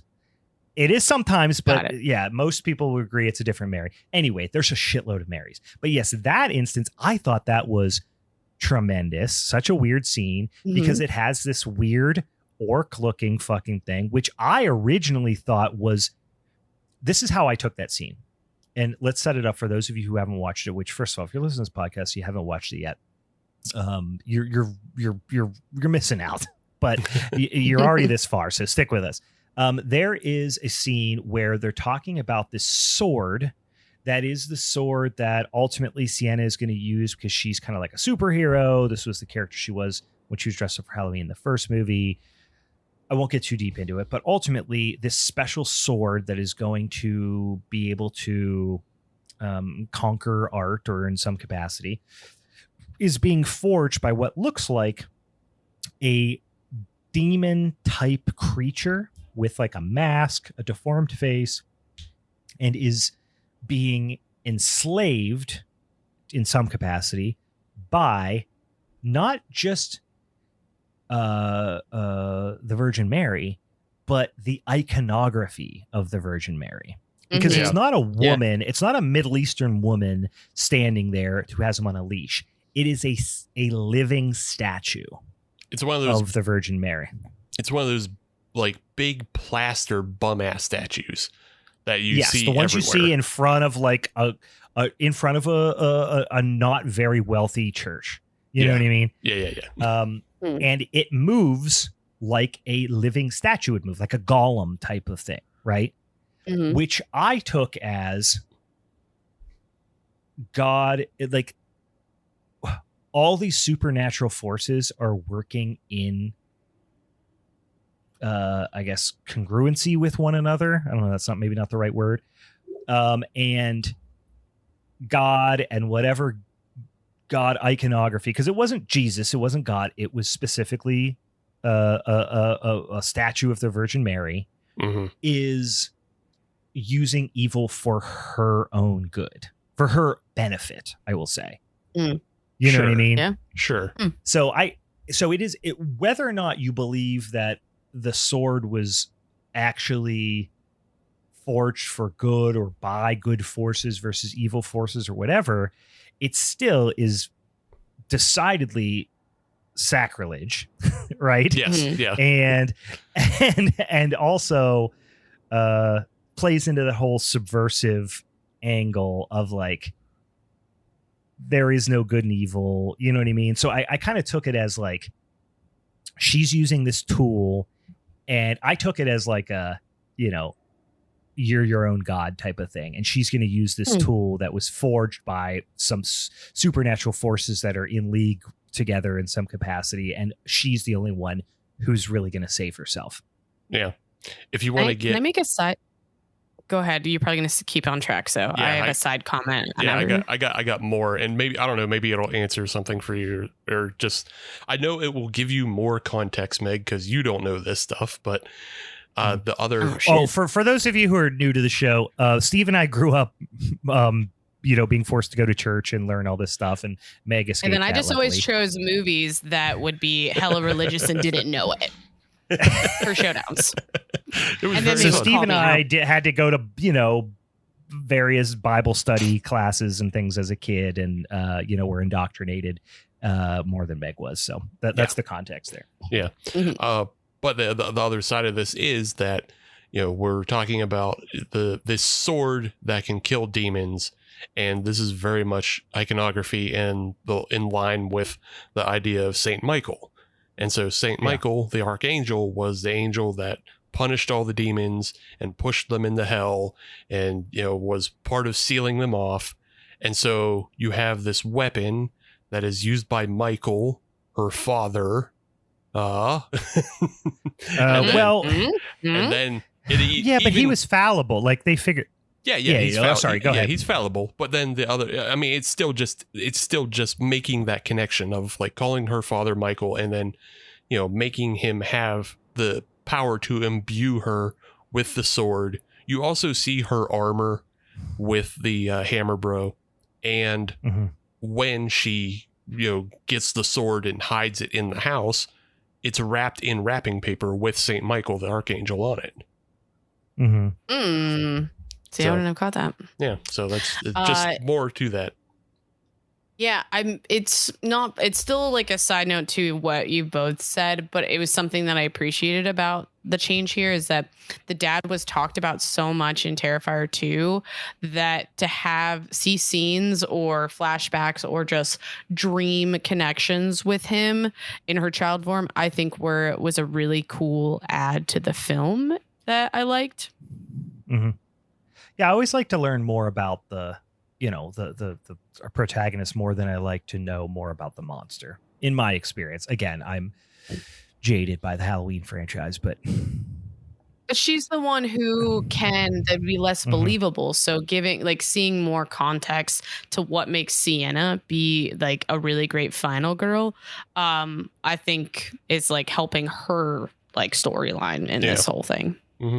Yeah, I think it depends on the monster. And in this case, I think it's important to know more about Art, because they've created this now with 3, especially, they've created this inseparable bond between the two of them, and straight up calling out that, Sienna is the only one who can defeat the demon, and vice versa. Yeah. So like they're inextricably linked for the end of time. And so now we need to know more about both of them. A clown bride. That's going to be the next one, guys. It's going to be a wedding. I'm already ready. Clown wedding would be sick. I mean, obviously dozens and dozens of them happen at the gathering of the Juggalos. I could see it being like a clown cafe situation. Yeah, well, so I was gonna make, because I thought for sure we were gonna get back to the clown cafe this year, and we had mentions of the clown cafe, which was a really strange scene from the second movie, which honestly it was probably my least favorite part of the second movie, even though I like the imagery and everything with the clown cafe. I was like, where's this come into play? Like, what is this? You know what I mean? And I really thought we were going to get more about it. I almost feel like it was like this weird, interesting, like, I don't know if indoctrination is kind of like the right word, but establishing like a connection kind of thing. It's like, and we didn't see it with like the connection with the girl in the first one, but I feel like it was just setting us up. But that song does get stuck in my head fairly regularly. Sure. So I will be like running around work singing, "Come on down to the Clown Cafe." Yeah. Oh yeah. Catchy as fuck. Mm-hmm. Yeah, I just thought we were going to get a scene of her going back there in this movie, and we didn't. And but undoubtedly they put it in there, so undoubtedly it's going to show back up. Yeah, but maybe it will, maybe it won't, because they also made mention of how she had to go back to the Terrifier, the ride from the end of the second film, to reclaim the sword. But they didn't even show any of that. They're just like, I got to go do that, and then she does that. So it's like, you know, it's just like, I got to go do a thing, and then it happens off screen, and she does it, which is fine. Yeah, she's coming back with it. Yeah, we're already drawing out some scenes too long. But yeah, I'm interested to see if that clown cafe actually meant anything, or if it was just kind of like, because Art existed as a serial killer before even the regular Terrifier, and like before any that we knew of, he was just a serial killer, and that's what made him a vessel to begin with. Right. Was that... Yeah, and that's what was that just his breeding ground, if you will? Exactly. Like, yeah. Was that just a place he hung out to kill people to begin with? Like, people just like showed up at like a circus park or like a food truck, and he was there, and then like he fucking took them around back and, you know, it finished them. Yeah, I took it as it was like him creating this like weird liminal space wherein he was trying to make Sienna kind of lose her shit. Like, it was just like he kind of had her on his home turf a little bit. But I wouldn't be surprised if in the fourth installment, whenever she went to find Gabby, that ultimately Gabby was being held in the clown cafe or something like that. Yeah. Yeah. The moment you started talking, I saw where you were going with it. I think, what if that like hell is just kind of masked with these like four walls that is that. I like that theory. I could get behind it. I will throw something out that was funny just now that has nothing to do with what we're talking about. But for those of you who are, here with us in Discord, my kids oftentimes, depending on when we record, will come in and, say goodnight, give me a hug or whatever. And they walked in and I am watching. Normally I pause the movie, because I'm watching something awful in the background, and I pause it or whatever when they come in. I'm watching The Birds, Alfred Hitchcock's The Birds. Sure. And they came in during the scene where like all the explosions happen, the cars and all the birds flying around, and they both came in and were just like laughing, like, what the hell is this? Like, they just thought it was very, very funny that there was just complete bird chaos happening. Bird panic. I don't know how you can put that in the background.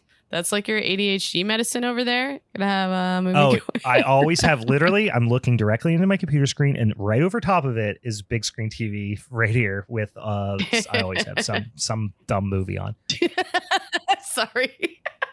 Dan said he's usually watching commercials that the rock stars in. Oh, yeah, I do. I oftentimes, when I'm on Tubi, there was a solid month where it was just Zoa commercials all day, every day, or the Rock's energy drink, all day, which is also one of my brands that I work with. So I was actually pleased to see how many Zoa commercials that were running. Yeah, that's funny. So my hope for Terrifier 4 is that it just goes completely down the route of Doom. If we're gonna go to hell, and she has to fight her way through hell and figure things out or whatever. Just go down the route of Doom and just make it a total power fantasy in which Sienna is just ripping apart demons.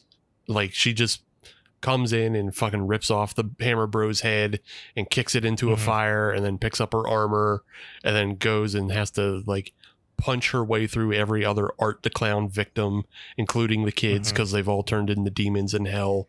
And so she's just kicking. She's got to take a Gatling. She's got like a Gatling gun, like an old style repeater. You know what I mean? From like from like an old western. Yeah, she's got to hand crank it too. Yeah, that'd be awesome. Or we go Wolfenstein and Nazis come into play. Yeah, sure. Hey, everything. What's the chances? Yeah, everything that's in hell, she gets a shot at, and she just gets to stomp her way through hell. And Art the Clown is up on Earth doing what the fuck ever he's doing. Maybe he's blowing up a wedding. Who gives a shit? Just fucking go all the way out, because you know what? They're gonna have enough money to do so now. So who gives a shit? Yeah, I want to see. I'm gonna like go completely different direction because I like where you guys are thinking. I'm just gonna go along with it. I'm like, I hope all that happens. What I hope happens after this whole franchise, or at least trilogy kind of thing, comes to like a close, is go back to the Universal monsters, like do Art the Clown versus X, like Frankenstein. Oh, yeah, sure. That's what I want to see. I want to see those type of films come back. I think that would be really fun. Abbott and Costello meet Art the Clown. Well, it'll be more like Seth Rogen and Dave Franco meet Art the Clown. No, I say we go old 70s. You know what? Even better than like going back to, we do like Scooby-Doo style, where it's like Art the Clown meets the Harlem Globetrotters. Hell yeah. They reveal it. It's actually a Scooby-Doo thing though, and they're actually just revealing the killer, and it's always Art the Clown. Yeah, they just keep taking no his matter mask what off. You pull the head off, it's just always Art the Clown. Yeah, he's dressed up as like a robot or whatever, but underneath it's still just Art the Clown. Art the Clown versus Pennywise. I like that. Oh man, I like that. That'd be cool. I mean, honestly, pretty similar, like origin story. I could see Art the Clown, and I don't know if Art the Clown is actually a giant space spider, but I do believe that Art the Clown and Pennywise have likely a similar origin story.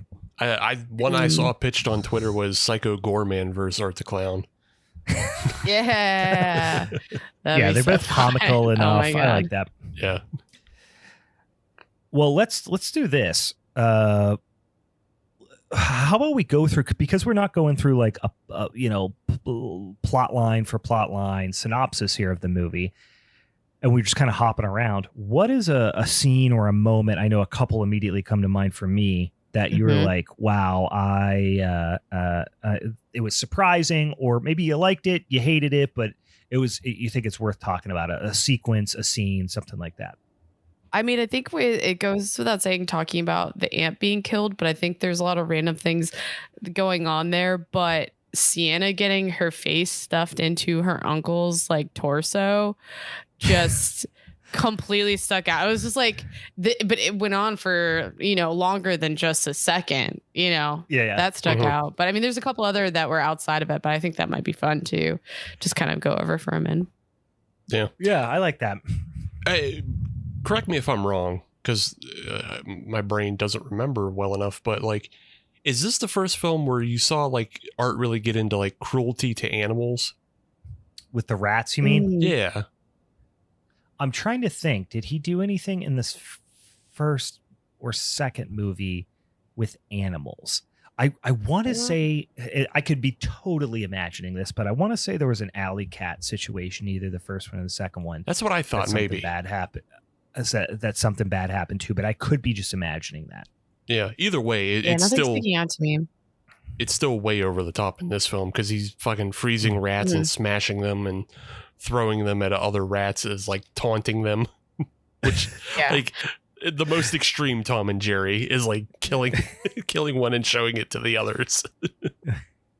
Yeah. But that also brings up that I feel like each movie he's having like his own unique tools, and this is the first one we started seeing like him making something, and the liquid nitrogen I thought was like a cool change of pace, using it throughout it. I mean, not for killing animals per se, but I thought that was a cool tool to use to kill a lot of people.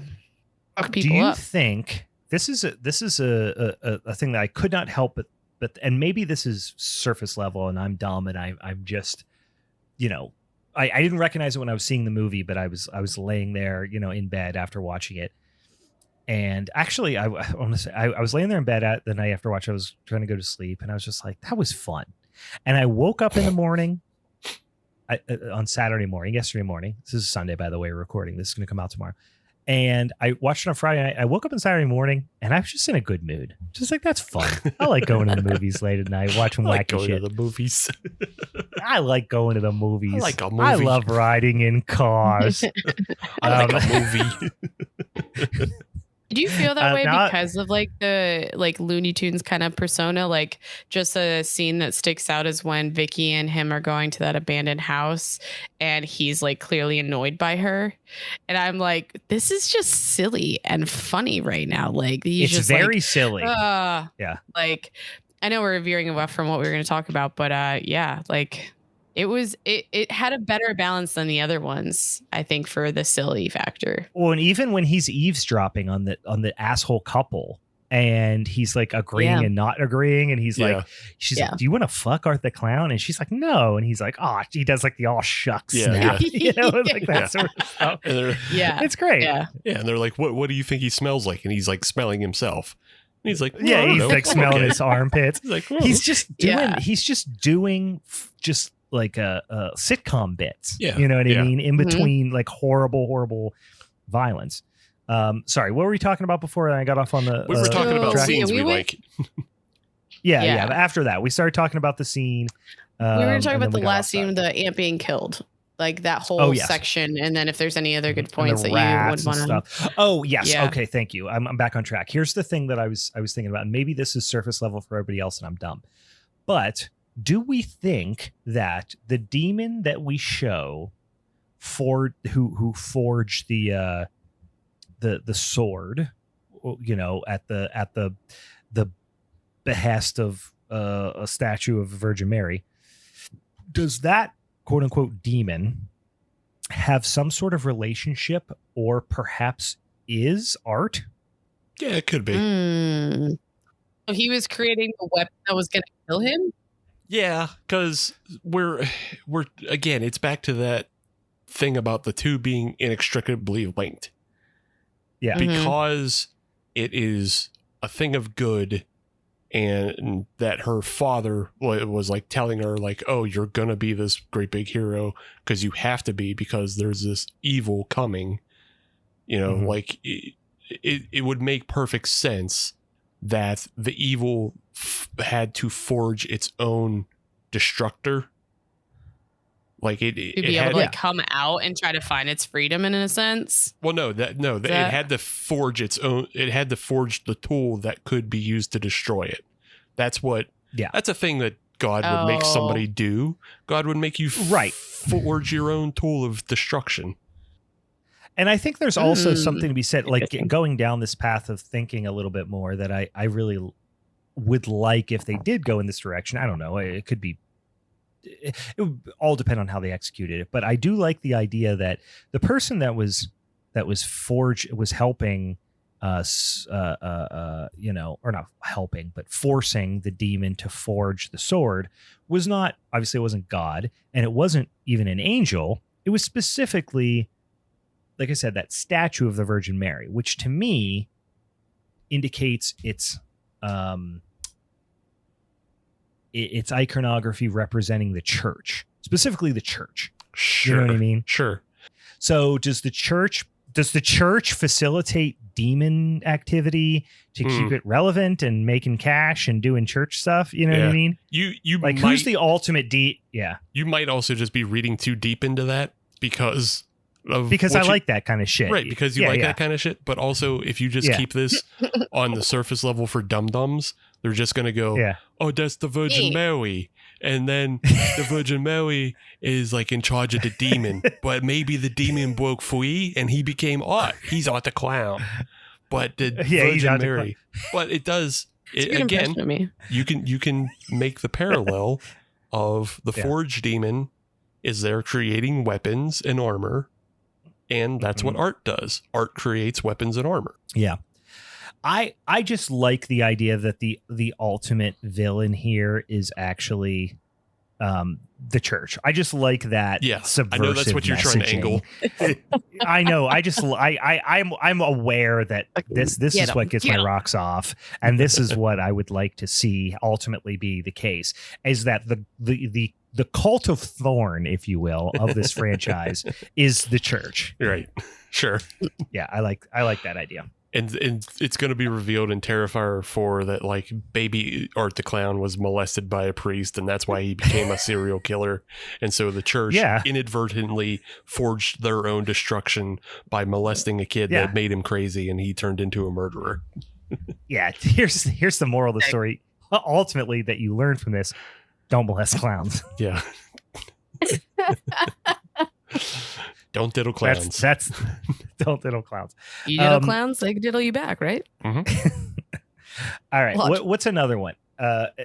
Steve, you got one that you want to talk about, a particular scene, sequence, something like that? I do, and it's actually really, really tame, and it's just something I wanted to point out and come back to how you mentioned at the beginning, like Lauren Lavera actually has like a lot to do in this film. Like, she has a more beefed up role. She actually gets to portray a lot of different sides and have a lot of different emotions all throughout the film. Yeah. It makes it a more well-rounded film, and it's actually partly why I liked it more. But the scene is when she meets her brother at the school cafeteria, and can we say that was a Wendy's atrium? It has to be, right? That was a Wendy's sunroom, if I ever did see one. Yeah, I loved it. Can you move all these slides out of here? Yeah, we want to shoot here. Yeah. Can you get it's a playroom, not just a sunroom. Can you get down all that redhead girl stuff? Because we are filming a movie. Can you get the remnants of the 25-year-old Wendy's salad bar out of this room? Yeah. Do you know the reputation Pizza Hut has? That's what I'm really trying to make here. Like, we want to think that maybe it's a Wendy's, but it's not. Right. Used to be. That room for sure smelled like cigarettes and baked potatoes. But oh yeah, brother. In that scene, like, she's very vulnerable and like trying to convince her brother to come home early because she is losing it over Art, showing back up. But what I really like about the scene is the switch once Mia introduces herself and like interjects herself into the dynamic of the family and the way she just fucking snaps and unloads on her. So I just like specifically that scene, you get a large range of emotions from Lauren. So it's a good acting scene to point out. Yeah, she's tremendous. I think she does an awesome job. And I think she carried a lot of it in the second movie as well, because there just wasn't as big of a cast, and it was. She's fantastic. Yeah, I think she carried. I think she carried a lot, but like, she just, again, that movie wasn't as mature as this one, because like even David Howard Thornton didn't have as many bits in the second one either. So I think both of them got to grow as characters and actors in this film. So I appreciate it. Yeah. Agreed. All right. I am going to throw this one out there, and I'm actually not going to do the death of the ant scene near the end, because I feel like if you haven't seen this movie, that alone is worth the price of admission. I can't think of a more outlandish kill in any of the hundreds of horror movies, slasher movies alone. I've probably seen hundreds of slasher movies. I can't think of one that stands out to me as more fucking over the top than that one. I'm trying to think. I really can't. I think you're, I don't know. I think you're having a little recency bias on that, because maybe. I'll admit that I might be able, if I really sat down and thought about it. But like, that was one of the most bonkers scenes. I'm not saying it's not bonkers. Not Are we just talking on about the shower? Because I was reading some comments and I think I missed which scene you're referring to. No, I'm talking about the rats and the tube and all that mess. Oh yeah, no. I feel like it could have been. I think it cut it down so that you had to create the story in your mind of what was happening. Well, I liked which that worked really well. They actually showed a good deal of what was happening, because of the whole thing. I'm like, oh, the tube. Oh God. Oh, the rats. And I'm not going to spoil it, but ultimately when the last step in the process happens, I'm like, good God, like you're just going to, that's what you're going to do. You're going to explicitly just finish in that way. I heard he had a longer scene for that one, and that's one he cut down. And then also initially when he was about to hit it into her mouth, it was kind of like the, oh God, there's a bomb kind of scene for you, Steve, that I was just like, oh God, he's gonna like hammer that into her fucking throat right now. Yeah, it was pretty intense. I will say this, I'm not, there is some recency bias here, but I will say there is nothing that immediately comes to mind for me that would be as just absolutely intense and over the top as that. But I'm not. I would hazard go back to a Serbian film and go back to Human Centipede Part 2, where the lady gives birth to the baby in the car and then stomps the baby underneath the gas pedal of the car. That's fucking insane. That's fucking crazy. Okay.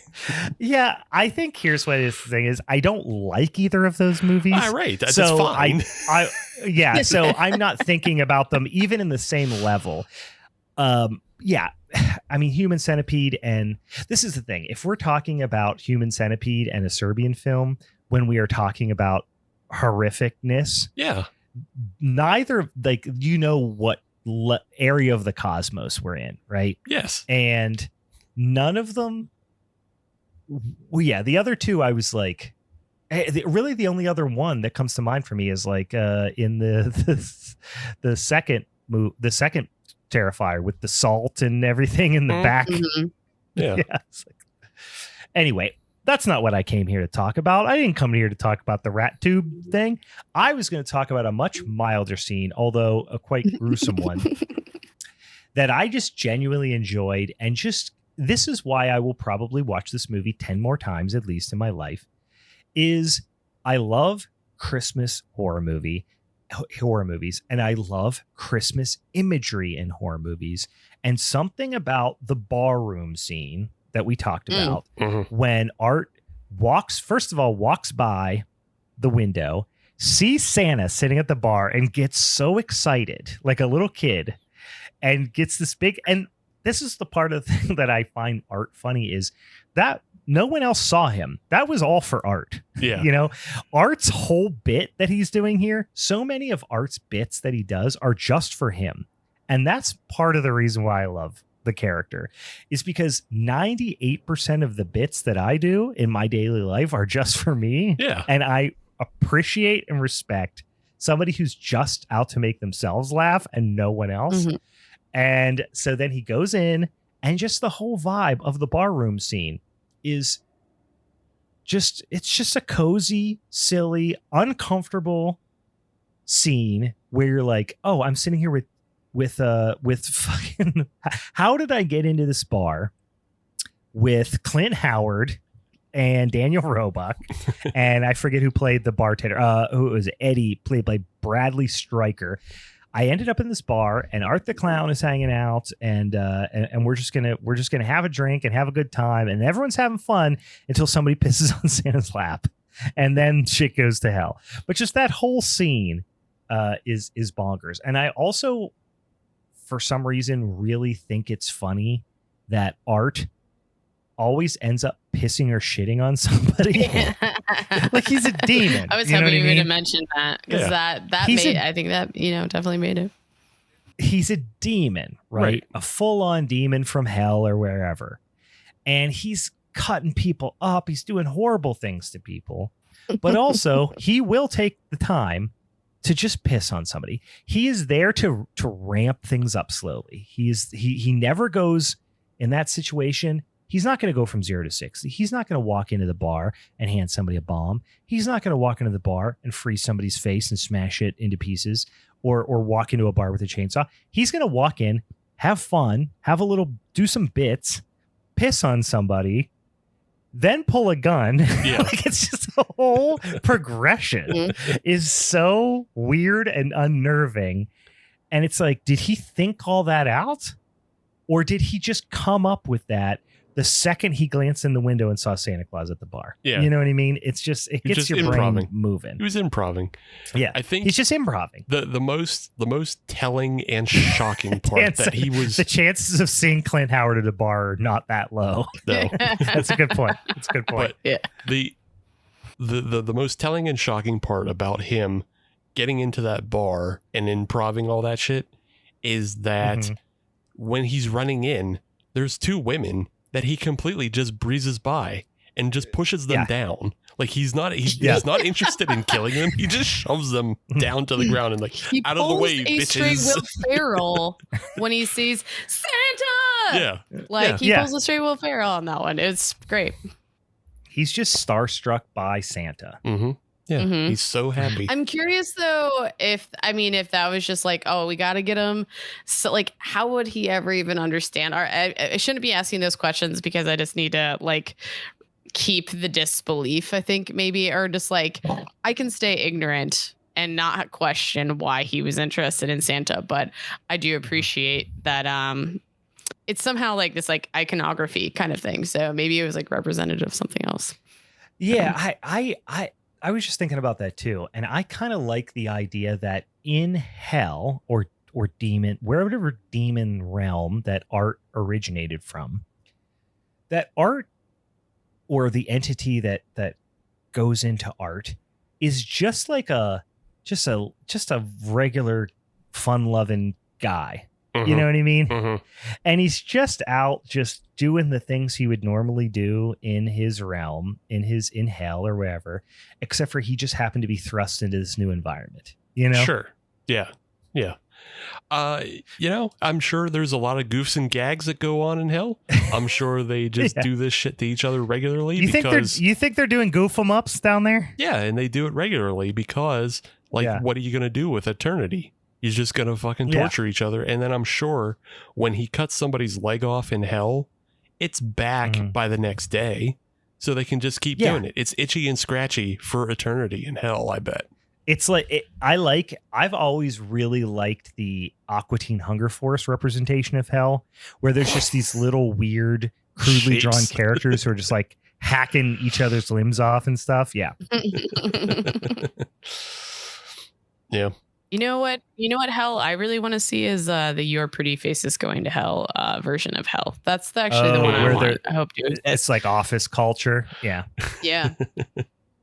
Everyone's wearing short sleeve white button downs. Yeah. The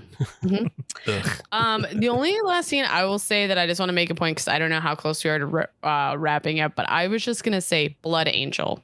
We have not talked about just the like that alone. I was like, was just this cute cherry on top to that scene of like perfect for it being like, say, a seasonal like Christmas film, but it felt appropriate. Yeah. And they also have like a specific Christmas themed art song playing in the background. That's like, it's very kind of like You Better Watch Out, You Better Not Cry type thing. But it's more about like art is just going to fucking push the limit. It like they're literally talking about art pushing the limits of, you know, like what's reasonable. It's like, okay. Yeah. The thing that I really appreciate about this franchise and what it's become more than anything is that it very much feels like the filmmakers, and I'll say Damien Leone, but I know there's more than just him involved in these projects, but it's decidedly his vision, right?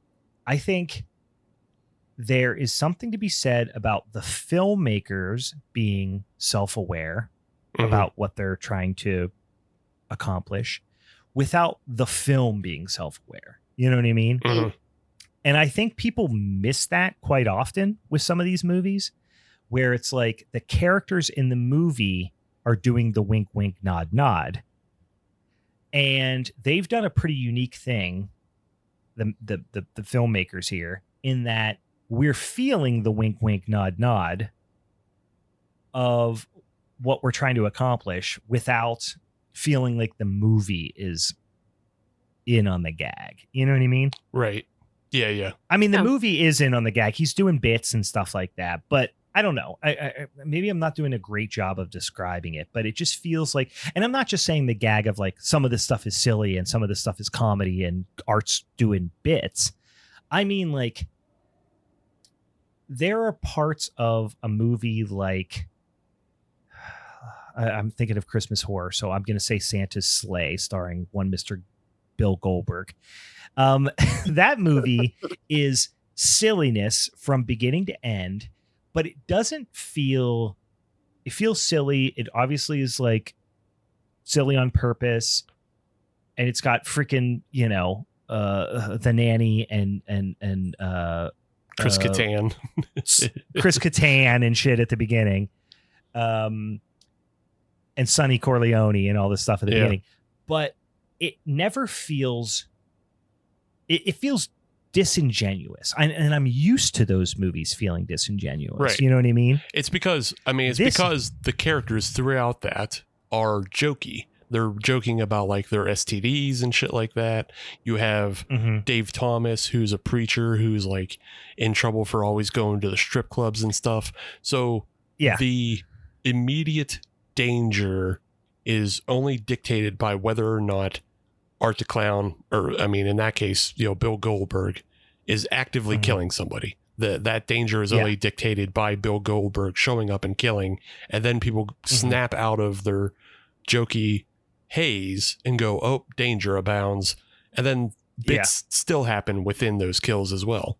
Whereas this film and like the series is very much like you said it before, but like Sienna is very much living the trauma and the events of all the films that she's in, and it's a real thing and it's a real world. Like, they have a very serious report about the mall being bombed.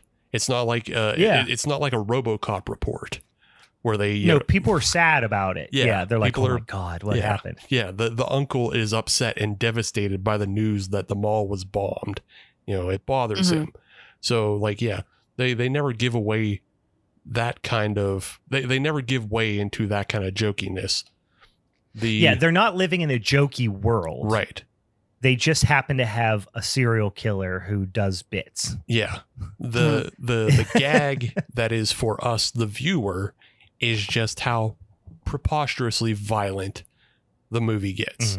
Because it pushes every boundary of good taste. You could accomplish this film and these series of films by doing less. You could do the exact same thing by doing less, but they just don't. And I don't know. I keep going back and forth on this, and I feel like there's never going to be a straight answer about it. But the simple fact that he's named Art the Clown feels like it's a subtext of his name is Art. Get it? What we're showing you is art. But this character existed long before the films were as extreme as they are. You know what I mean? So like, I don't know that he named it Art with the concept that he's going to push these extreme boundaries. And it's like, I'm making art. Get it? But at this point, you could put that peg in that hole and say, oh, it's art. I get it. Well, I don't know if in All Hallows Eve, where Art was introduced, which is an anthology, I don't know if it has, I don't think Art has a name, does it?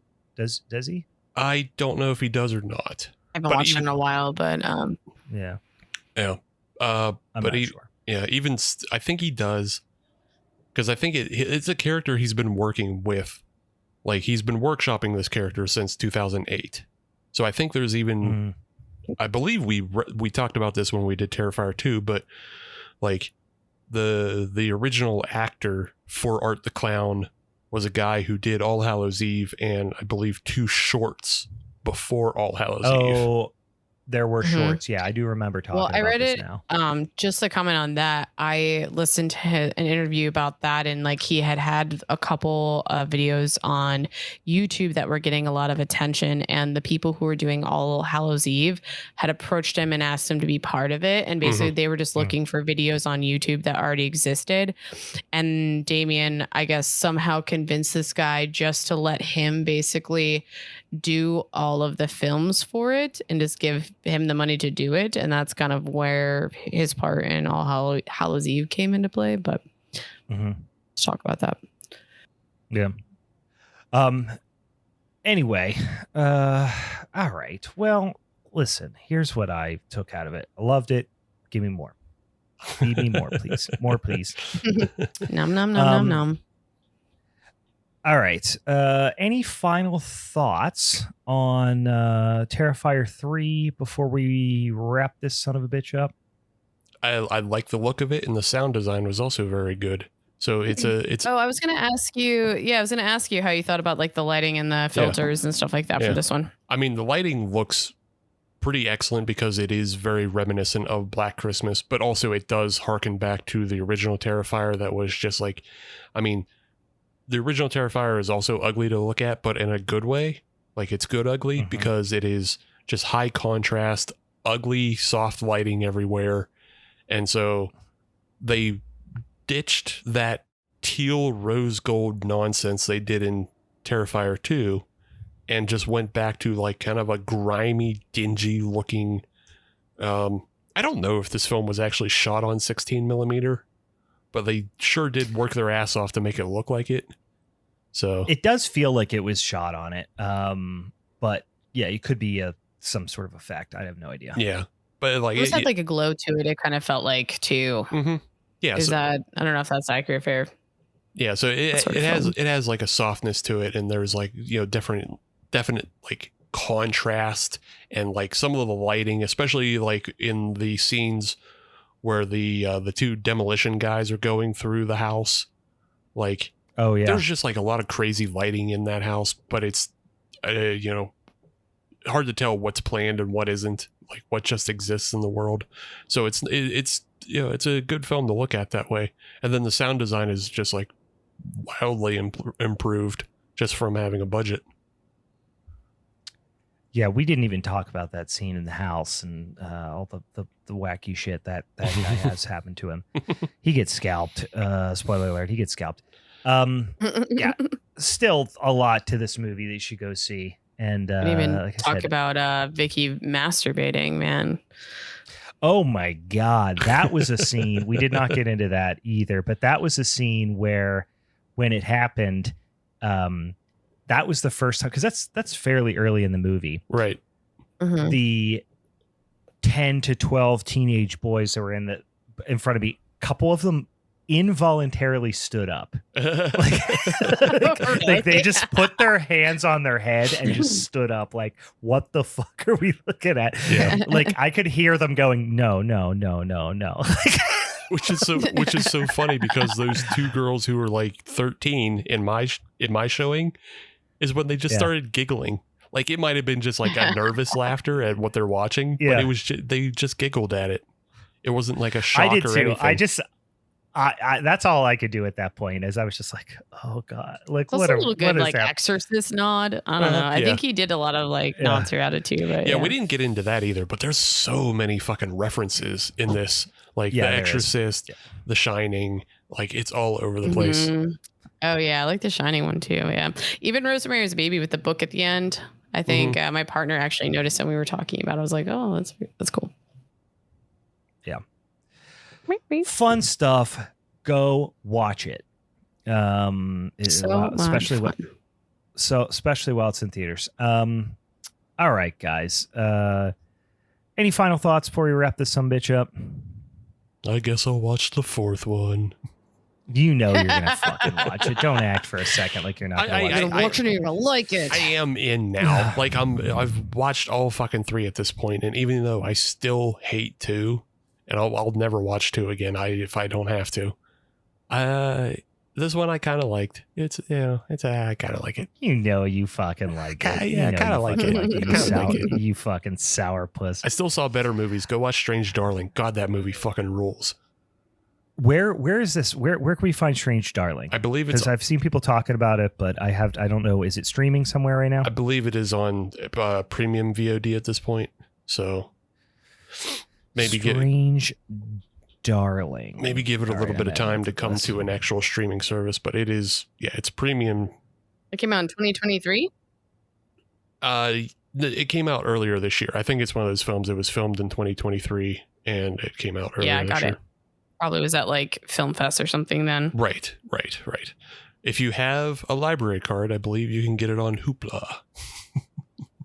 For free. Hoopla? For free. What the fuck is Hoopla? Hoopla is the internet library.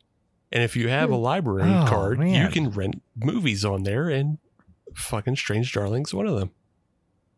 I'm sick. I gotta get on that Hoopla. Fucking nerd. Yeah. Fucking libraries for nerds. All right, guys. Let's thank I got thrown off by Sea Hag, because are you a Sea Hag now that you've moved I'm in Connecticut now. Yeah, I was gonna say, now that you've moved to Connecticut, you're a Sea Hag. You've graduated from the bog. Yeah, I think I'm Sea What Hag. is the sea if not the world's largest bog? Yeah, for sure. Well, thanks for having me back, though. This was fun, and I'm glad if we got to cover this one. Yes, thank you. It's an absolute pleasure. We will have to do a seance once again, but for the time being, unfortunately, you will have to revert back to your